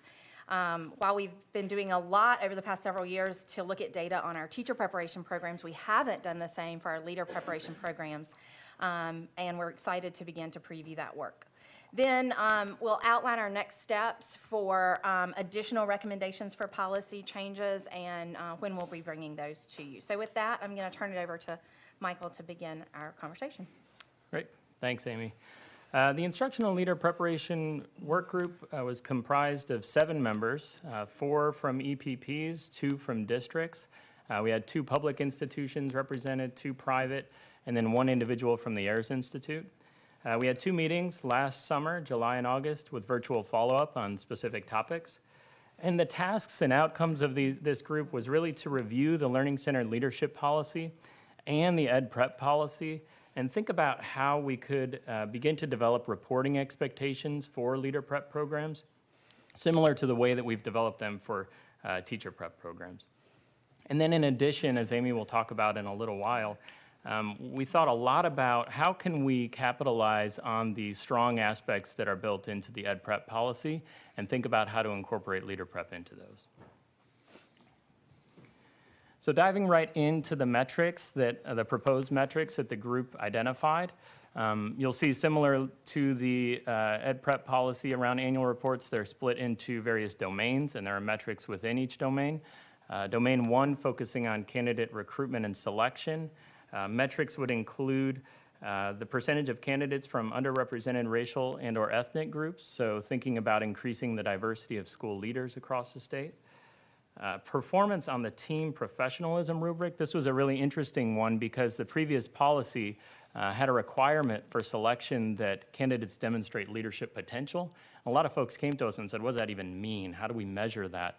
And so the group identified this aspect of the team rubric as something that could be utilized to start to think about leadership potential. That includes professional growth and learning, use of data, school and community involvement, as well as leadership. Domain 2 would focus on employment and retention. Metrics there, similar to the teacher prep annual report, would include percentage of completers employed in a qualifying leadership position within 3 years, percentage of completers retained in those positions. And then domain 3 would focus on those completer and employer satisfaction surveys, which we would focus on creating over the coming months.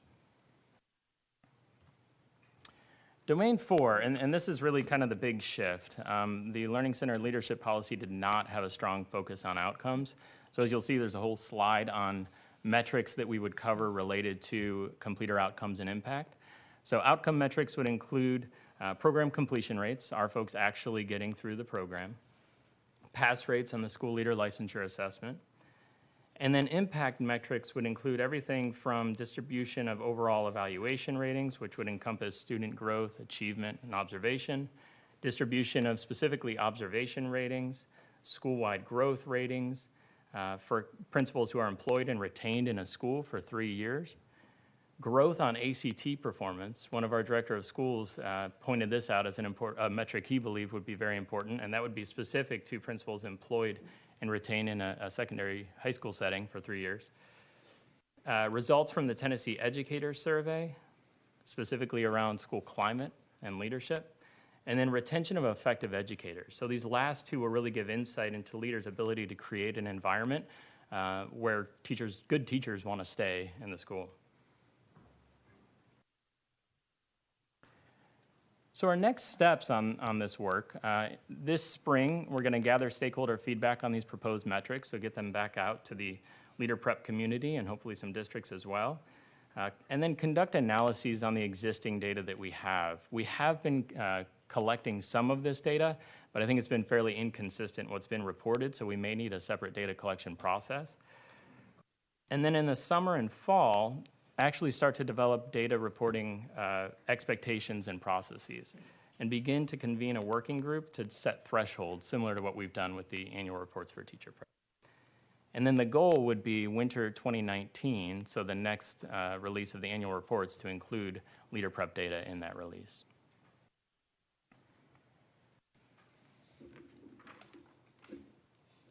So what you'll be voting on tomorrow is the addition of a set of annual report metrics for leader preparation. And what will happen following that is that we will bring to you additional recommendations that the working group has been discussing related to preparation programs. Our plan currently is to incorporate the leader preparation requirements into the educator preparation policy, because we want to take advantage of the really strong aspects of the educator preparation policy around things like partnerships. And the working group also indicated they want us to incorporate the review of leader prep as a part of our comprehensive review of the educator preparation provider programs. So we will be thinking with our stakeholders, and then we'll bring to you recommendations related to program eligibility. What types of providers do we allow to offer leader preparation programs in Tennessee? The procedures that they must go through in order to become an approved provider. Our candidate admission requirements, and I can preview one of those for you now, is that there's been a lot of discussion about the requirement that we currently have that someone who wants to enroll in a leader preparation program must have 3 years of teaching experience. The working group really feels that that could be a hindrance to some folks who are really interested in pursuing leadership opportunities, and have been considering reducing the number of years that someone must be a teacher prior to enrolling in a leader preparation program. We're also talking about clinical experiences for our leaders. You know, these look different than teacher clinical experiences do, because most oftentimes someone is teaching while they are also enrolled in a preparation program. So thinking about how we structure those and make sure that we have rigorous requirements that are also, recognizing that these are most oftentimes working adults. So those are the kinds of things that we will be bringing to you in April for your review. Any questions you have about those or annual reporting requirements, we'd be happy to take those. Questions, Mike? So, I understand on the the measurement on retention of good teachers, but effective teachers. But seems like to get to the retention, for what reason? Because it seems like you're going to have to scrub the number that happened to go for whatever reason down to the kind of reason you really want to get to. Boy, that was terribly said. But I think we know exactly what you mean, and it's a good point. You mean, do the educators that stay because they feel they have good, strong leadership?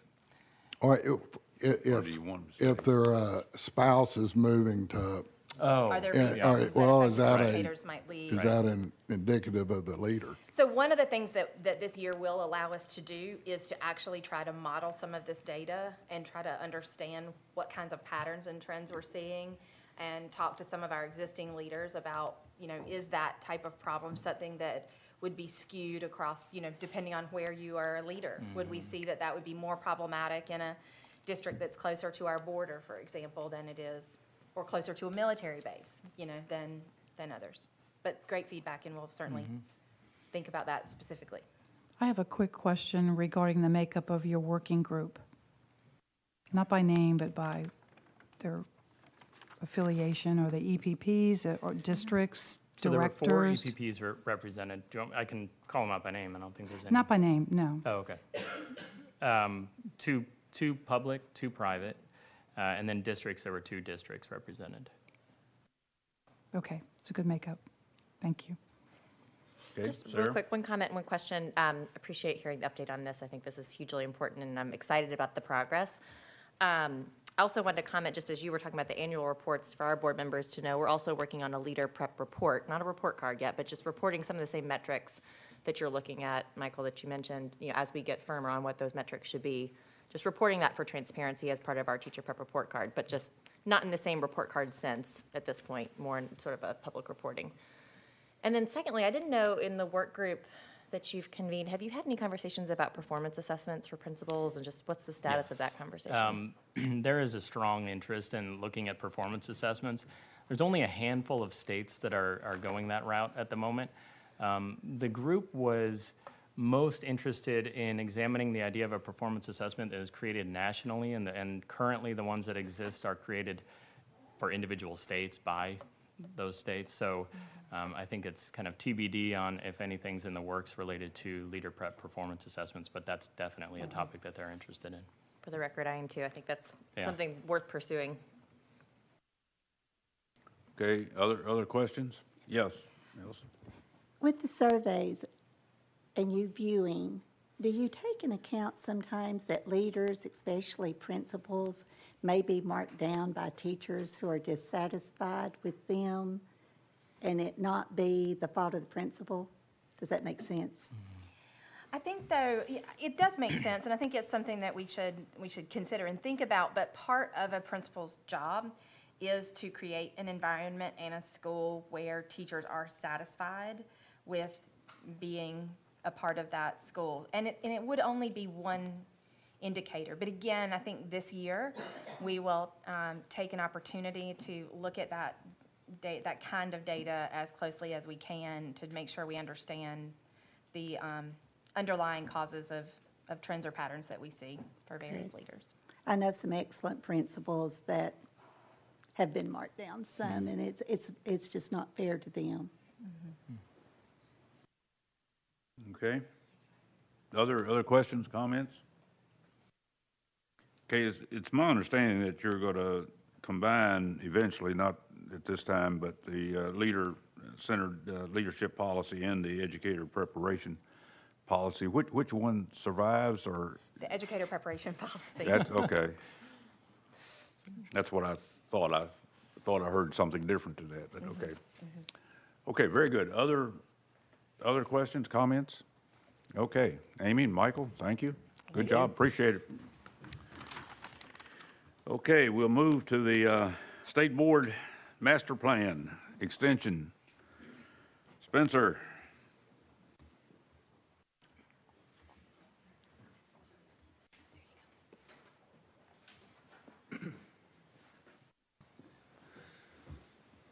All right, good afternoon, everyone. I'll try to keep this brief as I know we're a little behind on time, but basically this is just going to be an update to the master plan update I presented last July for the 2017 master plan, and an explanation of what we're doing for the extension of the master plan up until June 2018. So as I just mentioned, we're going to be extending the 2017 master plan for now rather than creating a new master plan for 2018. And the reason behind this is that we felt that it made more sense to align the board's master plan with the academic calendar rather than just the calendar year. And this will help us, we think, align better with K-12 and higher education as we try to execute the board's work. What we'll talk about in the extension builds off of the goals that we set in 2017, and we'll talk about what the board and the staff are planning to do for the first 6 months of 2018. And this is based off of both staff priorities for the work that they're currently doing, as well as what board members were hoping to see for the first 6 months of this year. So as I mentioned, we're building off of the 2017 master plan, so this will be just a brief recap of what we had as our goals there. So we maintain the same strategic priority areas that we had in the 2016 master plan for 2017. So those were high quality school options, great teachers and leaders, high standards and quality measures, and public engagement and oversight. So within the high quality school options strategic priority area, we set our main policy lever as charter school authorization for 2017. So within that, we had several goals. We wanted to develop a performance contract with Green Dot as we built towards the opening of Bluff City High School in Memphis. We wanted to develop, approve, and implement statutorily required policies.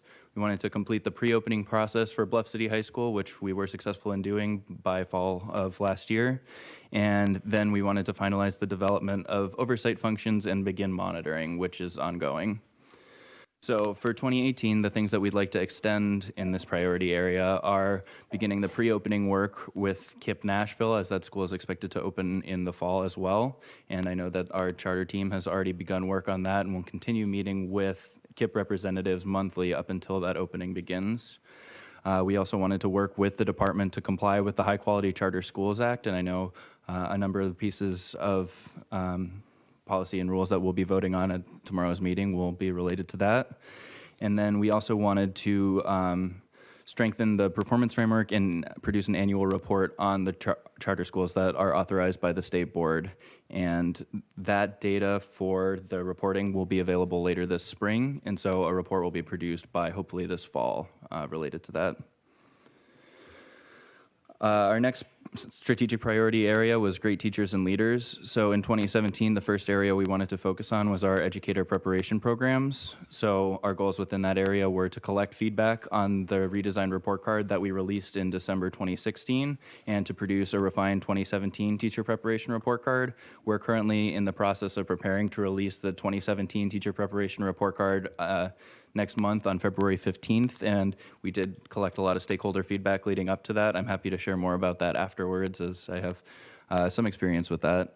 But we do feel good about the changes that we were able to make between 2016 and 2017, and we will be continuing to produce the teacher preparation report card in February moving forward as of legislation that was passed last session. We also wanted to continue implementation of the revised educator preparation policy, and so pertaining to that, we'll also be the Department of Education will be releasing annual reports at the program level for all of our educator preparation providers, and those will also be coming out in February. And this year, we'll be setting benchmarks that our EPPs and their programs will be held to. And this year, it will not be binding, but next year, we will have 2 years of those reports held to those thresholds, and we'll be able to start incorporating those into the interim reviews and the comprehensive reviews of our EPPs. And then finally, we wanted to study the state's policies regarding school leader preparation, which is what we've just discussed. And the second area we wanted to focus on within great teachers and leaders was teacher licensure. So we wanted to engage stakeholders to ensure awareness of disciplinary rules and maintain transparency. And right now we do have an emergency rule in place regarding licensure discipline, and I believe that's in place until March, at which point the permanent rule should take effect pending government ops approval. We also wanted to assess the alignment of our content assessments with the new standards that we've passed, as well as with what we expect from our Tennessee schools. And we've done that in secondary math and reading. We've went through a process of collecting stakeholder feedback there and used a committee of educators to develop some recommendations. And we're currently in the process of determining exactly what action we want to take, but that work is ongoing. And then building off of that, we also wanted to determine where else we might need new content assessments. So that work is ongoing as well as we determine the most crucial areas to review and the best means of doing so. So that sets us up for 2018. Our first goal there in the Great Teachers and Leaders strategic priority area is to develop a long-term plan for the teacher preparation report card. We have extended our contract with Tembo, the vendor who's worked to produce the last two versions of the report card, for another year. So we will be working with them to make updates to the 2018 teacher preparation report card, but we also intend to figure out long-term how we want to manage the data collection, the storage of the data, and the creation of the actual report card there. Then, as I mentioned, we'll hope to collaborate with the department to incorporate the annual reports that we'll be having into the comprehensive and annual reviews of our EPPs. So as we make decisions as a board about program approval or approval of an entire preparation provider, those will be used in that process. And then we wanted to discuss policy changes or the licensure assessment that we want to be using in the secondary math and elementary reading areas that we went through the review for. So one of our goals for the next 6 months is to determine exactly what action we want to take there. And then finally, we want to nail down a plan for reviewing licensure content exams moving forward, so that way we can have a more regular schedule there and be certain that the assessments that we're using are aligned to the standards that we have and are what we want to be using to assess our teachers.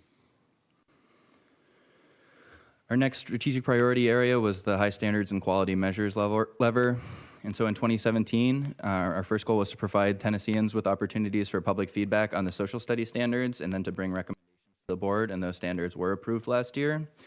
We also wanted to develop an external report on the standards review process, which is available on our website, and we wanted to finalize internal documentation of the standards review process so that moving forward, as the board continues to review our academic standards, we'll be able to learn from the experiences that we've had where we've been able to so successfully go through that process so far.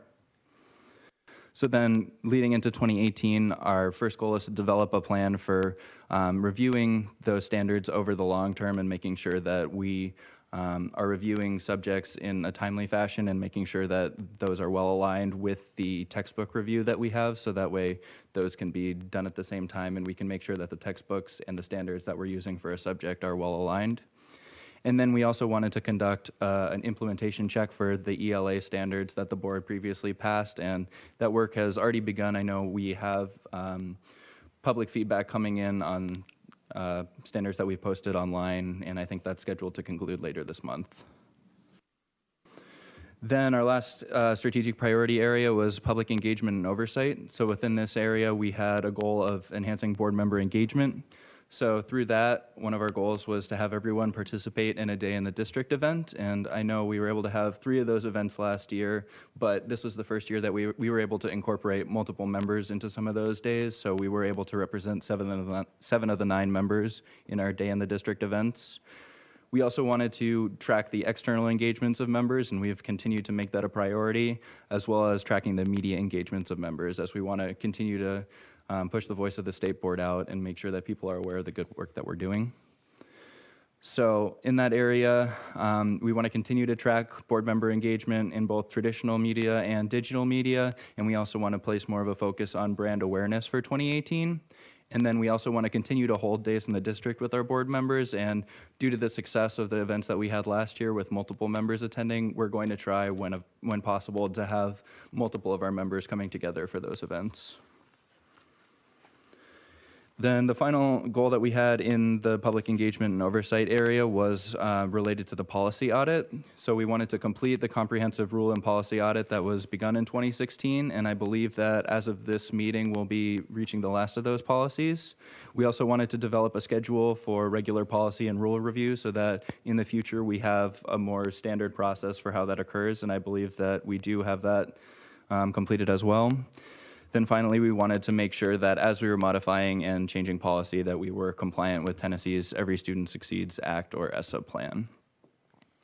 So for this year, we do want to increase member involvement in state board authorized schools. So I know we had several members attend the opening of Bluff City High School last fall, and I think we'd like to continue to do that both in Bluff City this year and then as our other schools continue to open. We would also like to increase member interactions with legislators, and that's a priority that first was developed this year and something that we want to continue to push moving forward, especially the representatives from the districts that our members represent. And then finally, we did want to develop a more formalized process for collecting engagement data rather than ad hoc collecting that from the members as we are trying to report on it. So that takes us to the 2018-19 master plan. So this spring, we're going to start putting together our priorities there, and this will again be a process where we look to staff to determine what their priorities are for upcoming work, as well as engaging with the members to make sure that any areas that they want to particularly emphasize are being highlighted. So we will send out a survey for that later in the spring as well as we begin this work, in addition to discussing with the staff. And we do hope to have that ready by the July meeting, where we can officially approve of the 2018-19 master plan and then have that on the academic calendar moving forward. So at the July meeting, we'll be in the future passing those master plans. I know that was very quick, but I'm happy to answer any questions that you have, or any other questions about the board's priorities in the master plan. Okay, Mike? On our teacher prep report card, do we have any sense of, I think we know who our target audience is, or do we have any sense of how much our intended audiences are availing themselves of that?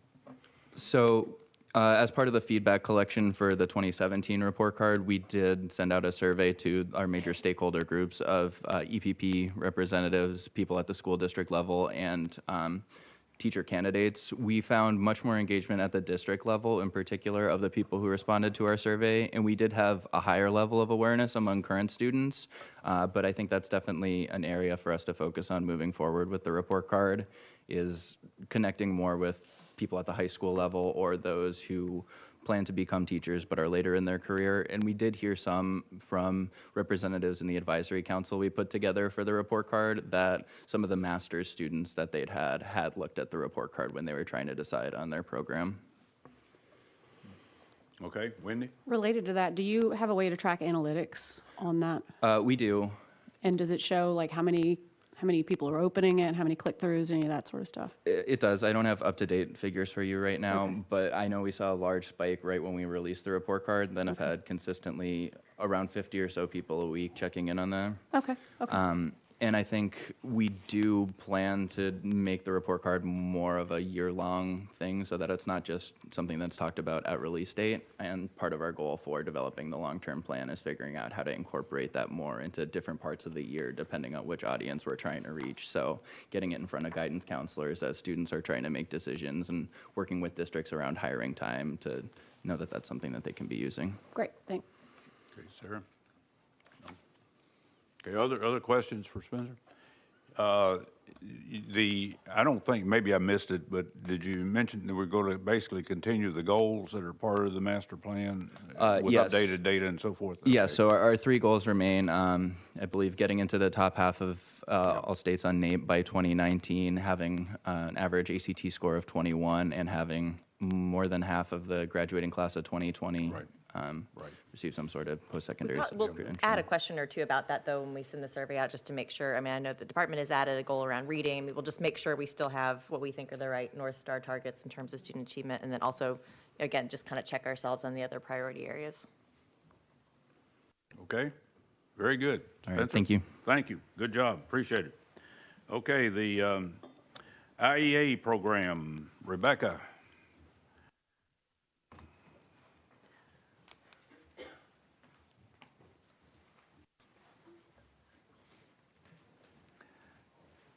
Get your mic on and announce yourself. That's the standard. There you go. Good afternoon. My name is Rebecca Wright, and I'm the director of the Individualized Education Account Program, or IEA for short, at the Department of Education. And I want to thank you all for taking the time, and I will be very brief, but we did promise to provide an annual update to the board on the status of the IEA program, so that is what I am here to do today. So we're going to talk about some of the implementation updates. We'll do a deeper dive into stakeholder communications while being very brief, and then talk about some of the challenges and successes that we've seen over the past year and a half, as well as some of the next steps that we're going to be focusing on. So as a reminder, this is the school choice program for students with disabilities. It launched, or rather it accepted students for the first time in January 2017. So we are in our first full year of program implementation.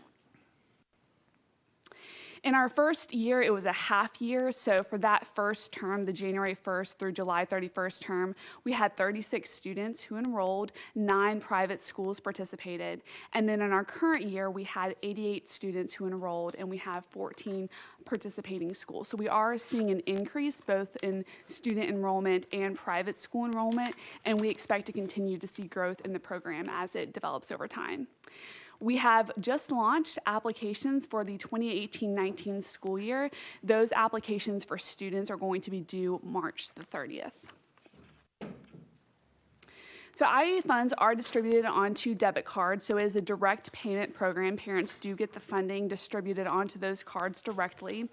In that first half year, we distributed about $114,000 in funds to those cards.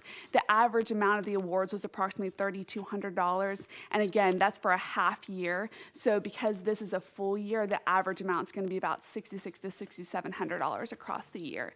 And last year, we distributed those payments in quarterly payments. This year, we are distributing them in 10 payments across the year. Last year, we saw that the majority of the funding was spent on private school tuition, as well as things like curriculum and computer hardware and contributions to ABLE accounts. We do have a large number of students in the program who are independently homeschooling, so they use the funds for things like outside of private school tuition, like for curriculum, for example.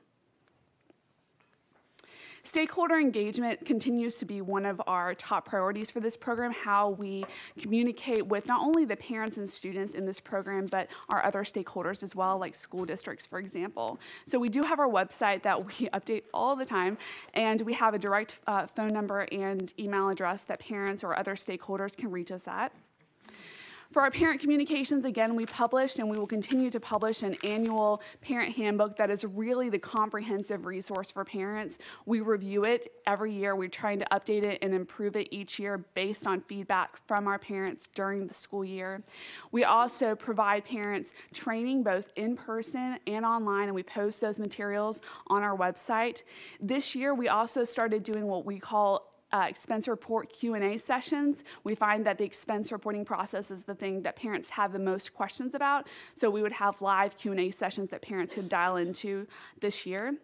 We also, this year, for the first time, started sending out monthly account holder newsletters directly to all of our parents. So now they're getting monthly emails from us with reminders about, hey, this deadline's coming up, or don't forget to do this, or here's a new resource that we have published. So this is a way we're trying to keep engaged with our parents in the program.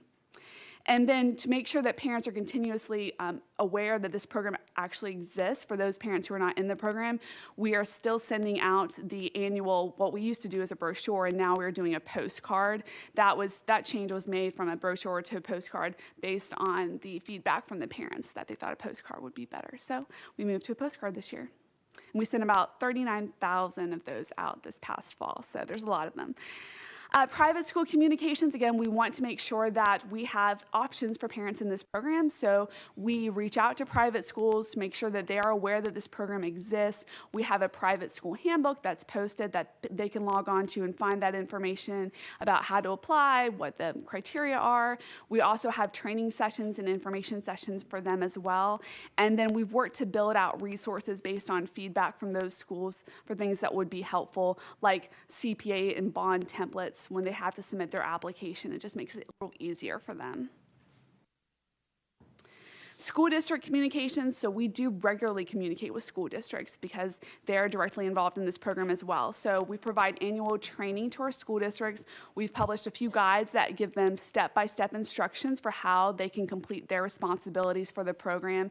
And then we still send them monthly enrollment reports that show them the students enrolled in the IEA program that reside in their district. We also continue to have external advisory group meetings. We have an advisory group that has been meeting since fall of 2015, and they're continuing to meet. We also give presentations as requested, and then our monthly email newsletter goes out, the IEA update that anyone can subscribe to receive. We have published a number of reports because one of the things that we are focusing on is transparency with this program. So we're trying to go above and beyond as much as possible. We've released the 2016-17 program implementation report. We also have a 2015-16 that was released last year. And then we had the enrollment data for this current school year that's posted. So if you're interested in the demographics of students, you can go online and see that. And then every quarter, we actually release a summary of how parents are using the funds. And that is something that, as far as I know, that we're the only state that's actually doing that kind of quarterly update. So we're kind of proud about that. We're going to continue to look for ways that we can be more transparent. So implementation challenges and successes. So since this is primarily a funding program, making sure that we are monitoring the use of funds to make sure they are spent on approved expenses and really supporting parents and how they can utilize those funds is, again, one of our top priorities. Making sure that they meet all of the responsibilities for the program, like assessment requirements, for example. And then really trying to help parents understand what the eligibility criteria are. I think that's something that continues to be an area of misinformation out there for parents. So we're really trying to make sure and help them understand what those eligibility criteria are that are set in law. We have had a lot of successes with the program. I think that one of the strengths has been communications and stakeholder engagement. That's something that we focused on since the beginning. We really try to focus on making sure that the customer service that we provide, especially to our parents and students, is at the highest level.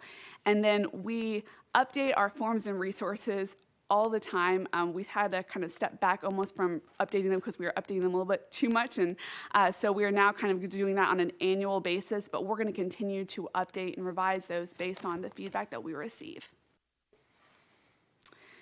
Implementation next steps, again, we're going to be committed to continuing to monitor this program and implement it in a way that really focuses on how do we best serve the parents and students who are in this program, continuing to engage with our stakeholders, and then releasing ongoing communications and updates to make sure that people are informed about this program at the level that they would like to be. So that was super fast. Thank you so much. I'm happy to answer any questions. Great speed. We appreciate it.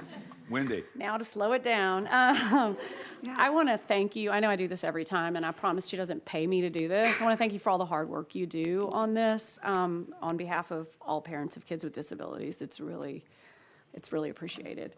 So a couple questions. I'll actually first, parent engagement. Thank you. I'm sure I wasn't the only one asking about that, but you listened. And I can see all of the different things that you put in place for that. And you probably recognize the parent is the first and primary educator for every child. And with kids with disabilities, they're the person who knows their child best.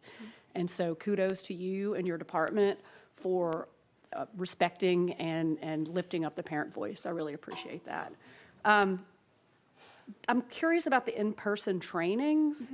How are you deciding how, they're parent trainings, right? Yes. How are you deciding how you're doing that, and how are parents, is it happening in cluster size? What does that look like? Yeah, so we have two different ones. One is for parents interested in enrolling their child in the program. Those happen during the spring. Okay. And then the second type is the actual training for parents in the program. So we announced those possible, like registration in a sense, through the IEA update that goes out. And we work with a lot of our, like the disability advocacy organizations to also spread the word about that. They use their social media platforms to spread the word about those training events. And then parents can register, and then we go to whatever sites we can get enough people to actually show up at. And if they're not able to make it, we offer live webinars, and then we post a recorded webinar and PowerPoints online for both of those as well. Right, and then on the postcard, I love that you listened to the parent feedback again and changed that, and I got the postcard. So it's working, it's going, I'm assuming it's going to kids who have IEPs that would qualify under the statute, right? Yes. Okay, all right. I just want to thank you again. Appreciate it. It's definitely been a team effort. Okay, Daryl? Just, you said there were 36 enrollees, was that right? There were 36 last year, and this year we started out with 88.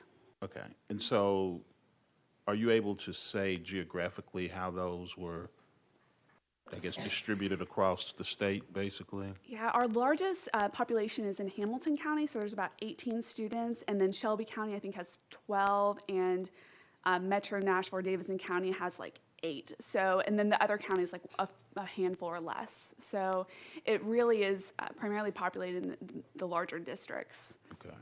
And so in terms of eligibility, once you in, are you in, or do you have to re-enroll every year, or how does that work? So parents do have to submit a renewal application each year. It's a really simple form. It's basically their name and their student's name. And then they sign the IEA contract each year. So once they're in, they just renew. And what's between the those two ultimate steps. capacity for the program? Is there like a finite amount of dollars that, you know, dictates how many enrollees you can have, or is it sort of open-ended, or how does that work? Yeah, great question. So we don't have a cap on dollars or number of students. So as many students as apply who are eligible, they will be accepted. Maybe just in terms of where the money's coming from, detail a little bit in terms of how that's possible. Yeah, so the amount of funds is equal to, I'm going to try to break this down and not use words like BEP, but it's the state share and the local share of our state funding formula. So how much the districts would have received for that student from the state and the local match of that, that's how much the IEA is. It's basically an average of the amount across the district. It does not include the additional funds that local governments contribute above and beyond that amount, or federal funds. So it's just the state and local match. And I'd looked at your report when you mentioned that the report was online for the demographics, and I found it really interesting that 60% of your students, their qualifying diagnosis is autism. Yes. And then the next highest percentage is kids with intellectual disabilities, which is 25%. And from my experience, that tracks with the families and students who feel like their needs aren't able to be met in a lot of situations, you know, right or wrong. I mean, this is a parent choice thing, but it's just interesting to me. Those are huge chunks of kids with very specific disabilities. So I love having all the data here to be able to pull it and look at it. Okay. Other questions? Okay, Rebecca, thank you. Awesome, thank Good you. job. Appreciate it. We'll move now to the licensure cases. Brittany?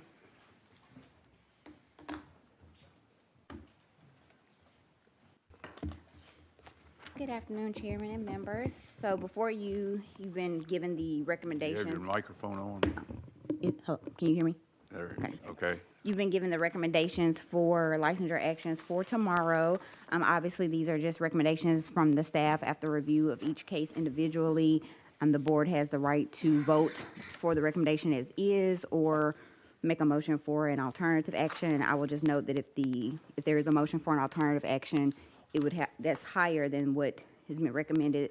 We would have to pull that from the agenda to give the educator notice that they have a different or an alternative action has been presented, so they can have the right of due process to request a hearing if they should choose to do so.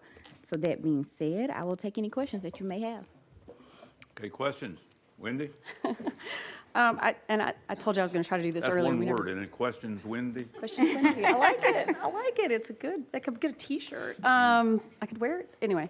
So I just have a couple of questions, and then I have two that I just want to get a little bit more information before I see if I would move to pull them. So on A, that was a child sex abuse indictment, obviously, from 2015. Do we have any update on the status of that? No, based upon the order that New Jersey just entered in June 2017, the criminal charges had not been resolved. So Okay. So we're still, and that's just sort of that's basically a suspension to see what happens to the indictment. Yes, Okay. right.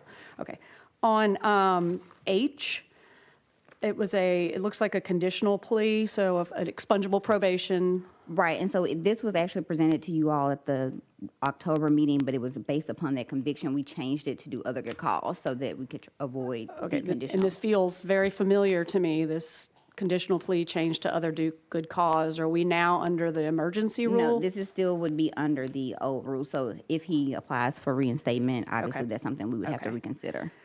Q, a 2-year suspension, and was there any information given you why this kindergarten teacher has all these knives all over her classroom?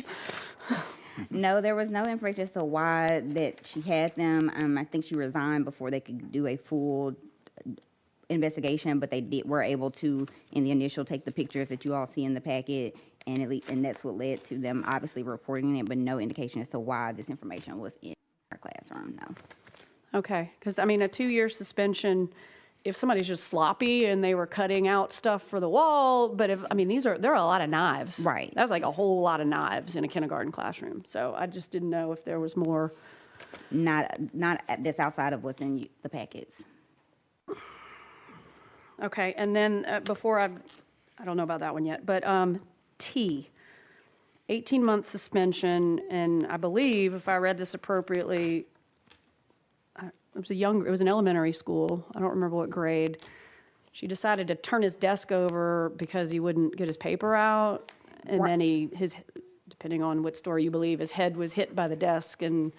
Right, so based upon obviously some of the statements they didn't all line up, and based upon the fact that this was an older matter and it's coming from a district that is very well on reporting, and if something else had happened like this or she had had other problems, they would have reported it to us, so that's how we came to the conclusion that there should have been some suspension, but we did it retroactive based upon the timing in which we actually started reviewing it and the fact that she hadn't had any other instances, and the district has maintained her and reinstated her since then. They have? Mm-hmm. Yes. What was that now? That was on item T. Yeah, but.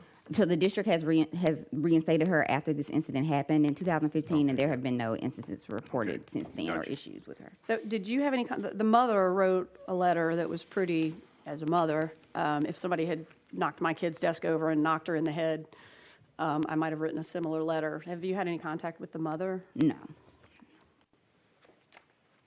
All right, those are all my questions. Okay, other questions? I had a question on the, on R, it's 17 months. Right, so Mr. Potter was actually presented at the October meeting as well, but based upon some discussion from the board about asking for completion of treatment program, we had come to an agreement of a 17-month suspension prior to the completion of the program, treatment program.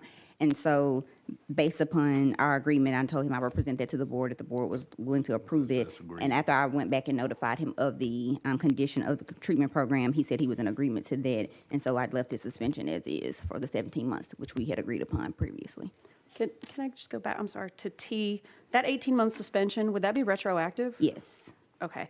I'm going to ask to pull Q and T from the agenda tomorrow, and we can talk about, I mean, for Q, the knives, I don't want to delay things, but I'm not comfortable without more information on that, putting that person back in a kindergarten classroom. I mean, and again, it could be nothing, but those pictures are pretty bad. Those weren't like a butter knife.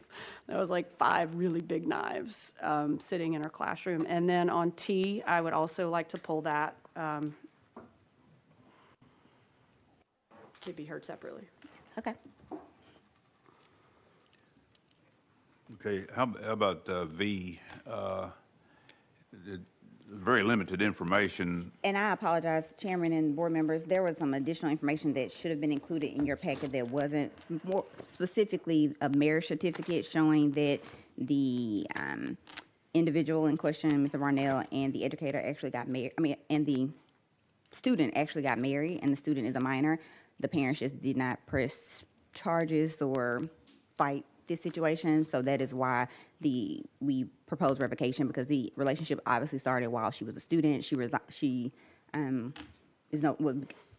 pulled herself out of the school, and like I said, that she is currently a minor, and they apparently are married based upon this marriage certificate that I have. And so, based upon all of that information, even though there were no charges filed, we thought it was appropriate that he should not be in the classroom.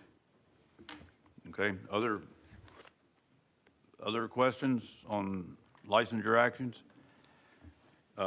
Wendy, on the ones you want to pull, where do we go after we pull them? Well, I mean, on Q, I would like to see if we can get more information from that district.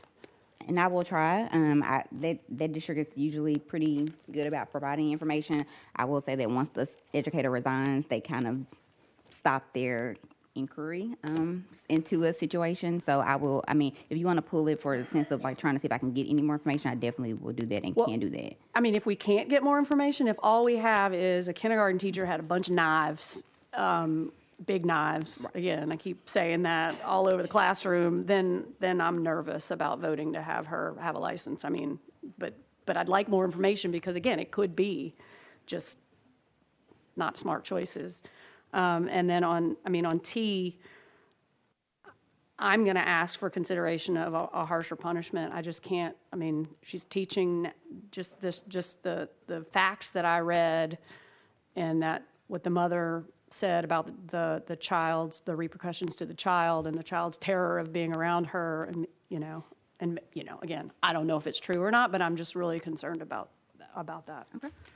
And again, if the board does vote for harsher punishment or we pull and that's her request, I would have to give the educator notice. Right. And it could just be me. I'm not. Right. Now, on T, this is the one that was, what, about 5 years ago, or? No, not 5 years. This happened in 2015, so going on. I'm sorry. It happened in 2015, so going on 3 years ago. Wendy, do you have any idea what you're going to recommend? Because she does have, of course, that letter from the parents, but there are other letters I know. from I other read parents. everything.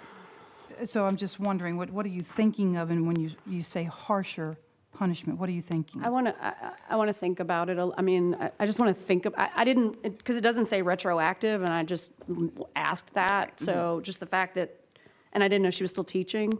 She is. Yeah, no, I know it now. So I just want to think on it for tomorrow. But you suggested we pull it, Right. correct? Okay. For individual discussion, right? Okay, right, good. Yeah. Okay, I'm sorry, we just pull it for individual discussion tomorrow. Or? Right. Okay. Because this is just me, so I think we would have to vote whether we were going to recommend a harsher punishment or not. Yeah. What about for Q? Do you want the same thing, or we'll make sure I Q understood is you correctly? I mean, I don't know if we need a more information. vote to delay it. I just want to see if there's more information. I guess I'm wondering on that one, Brittany, So- if you think it's possible to get more information given. And I will. So what we can do is we can pull Q in general. We will not Okay. talk about Q or vote on Q tomorrow. I will reach out to the district to see if I can get more information. If I can't, I appreciate it. I know it's No, harder. it's fine. I can just bring it back in April if I can get more information, and we can see where it goes from there. And then for T, it will be voted on separately from the Pull entire it from the rest of it. Yeah, and Q, I wouldn't have, I mean, until I saw that picture, I was just like, oh my God. It wasn't. I understand. I've seen, I mean, I did criminal defense work. That's the kind of picture I saw in Yeah. cases, and so that was heartening. Something else. Okay, anything else? We will, plan to do the normal process tomorrow and treat the others that we haven't identified here as in mass. Okay, are there other items for discussion? Agenda item, Brittany, thank you. Good work. We do appreciate all the work that you're doing, and I realize there's a lot of catch-up work going on here, and we commend you for that and encourage you to continue with that process. I'd just like to echo that. I mean, truly, Brittany has really, under her leadership, we have dealt with the backlog, and we have processes in place that we didn't have in place. Our data systems are tighter, so What really is what kind of backlog do we have now? So I have gotten us caught up at least through the summer of last year. So prior to July 2016, we're still trying to get those brought up to date, but we're at least, it's coming together a lot faster than it should. So some of the cases will be like Ms. Flavin's from 2015, and also working with the Office of Educator Licensing, we're coming together where we can pull reports from our T-Encompass database where we can see who actually have active holds, meaning that they actually need to be reviewed, or if it's something that we've already voted on and they are just still showing as a whole. So that hopefully will happen mid-February, where we can pull those reports and kind of really see where we are seriously. Okay, numbers-wise, what kind of numbers are we talking about that are? That are outstanding? Yeah. That's harder to quantify, No. only because the way the T-Encompass is set up now is that when you pull a report to show active holds, it will show everybody in the system, regardless of whether or not you voted on it or not. Now, hopefully, starting in February, we'll be able to specifically say what are currently active, meaning they have pulling out the suspensions and revocations. So hopefully, at the next board meeting, I will be able to give more definitive numbers Okay. about where we are. Okay, good, thank you. Okay, are there other items on the agenda tomorrow that we have reason to discuss at this time? There's been a good bit of discussion about the IEP language. There is some alternate language that basically came from the department. Do we have copies of that we can provide to everybody, or will we have them tomorrow, or? They'll have them tomorrow. Okay. Here it is if you want to share it now. Okay, the alternate language that basically has come from the department, and it's getting at the same subject. Now, I think everybody recognizes the value in a draft plan here, and really the concern is how do we get the parents involved in that draft plan and making sure that that draft isn't the final plan, that parents really have an opportunity to be engaged with it. And the alternate language is the LEA should provide the parents with a copy of the draft proposals. If the LEA has developed them prior to the IEP team meeting, so as to give the parents an opportunity to review the recommendations of the public agency prior to the IEP team meeting. And I realize all this may be hard to follow, not looking at it, and be better able to engage in a full discussion of the proposals for the IEP. It is not permissible for an LEA to have a final IEP completed before a IEP meeting.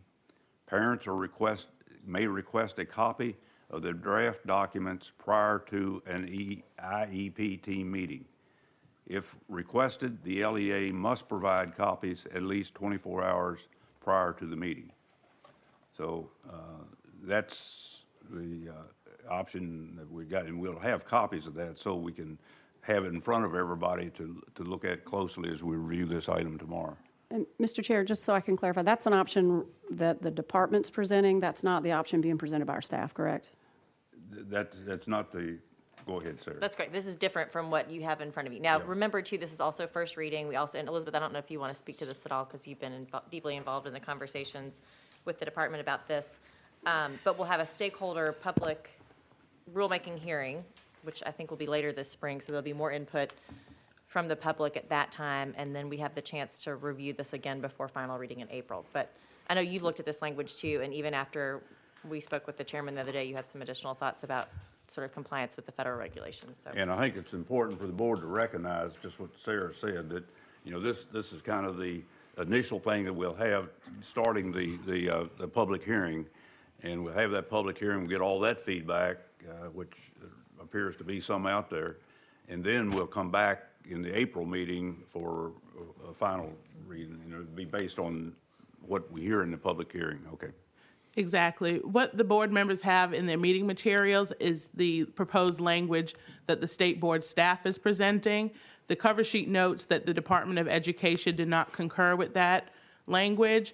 So recently we got some other proposed language from the department that I will prepare in the rule form. So we'll have two competing versions of the rule proposed language, one coming from the state board staff and one will be the department's recommendation. But as the chairman said, this is a rulemaking hearing rule, so we will be having a rulemaking hearing on this in March where stakeholders, whether it be special education teachers, special education supervisors, parents, advocates, board members, department personnel, can come and give feedback on the rule, which will be taken into consideration for when the rule is presented on second read. I also believe Teresa Nichols, and Candace, you correct me if I'm wrong, but I think she's planning to be with us tomorrow to speak on the department's behalf as well. And Mr. Chair, I will have a lot to say about this tomorrow, but just so we're all clear, the difference here in this language that we're all hearing now is the language proposed by the staff requires, it's basically shall, right, which is consistent with federal regs, correct? And the department's recommendation is sort of an opt-in. Parents have to know they have the right to ask, and they have to ask, right? Is that really the difference in the language here? Well, the federal regulations in the commentary, it says that the agency should provide a draft IEP. Of course, that's it wasn't being done, which is the impetus for us amending our rule to say shall, to make it a requirement. But again, the new proposed language from the department does say that the parents have to request, so they have to opt in versus opt out. Parents have to know they have the right to ask for it. Yes. Thank you. May we see a copy of what you just read to us tonight? Yes, Electronic? I'll go back to the office Thank and I'll you. bring it to the dinner. Yes, ma'am. Thank you. Okay. Okay, any other items on the agenda tomorrow that have merit in discussing some at this point? Have an opportunity for full discussion tomorrow. Okay, anything else? We've got dinner plans, and the van's gonna leave the hotel at 5:45, is that? That's correct. Is that correct? No changes in that? Okay. Yes, our reservation's at 6. Okay, very good. Good meeting. Certainly appreciate all the involvement from board members and involvement from all the presenters. I think a good session today. Thank you. Mr. Chairman, after discussion with the House Clerk's office, we can leave everything that isn't valuable here, so documents can be left in the room. They've made an exception for us.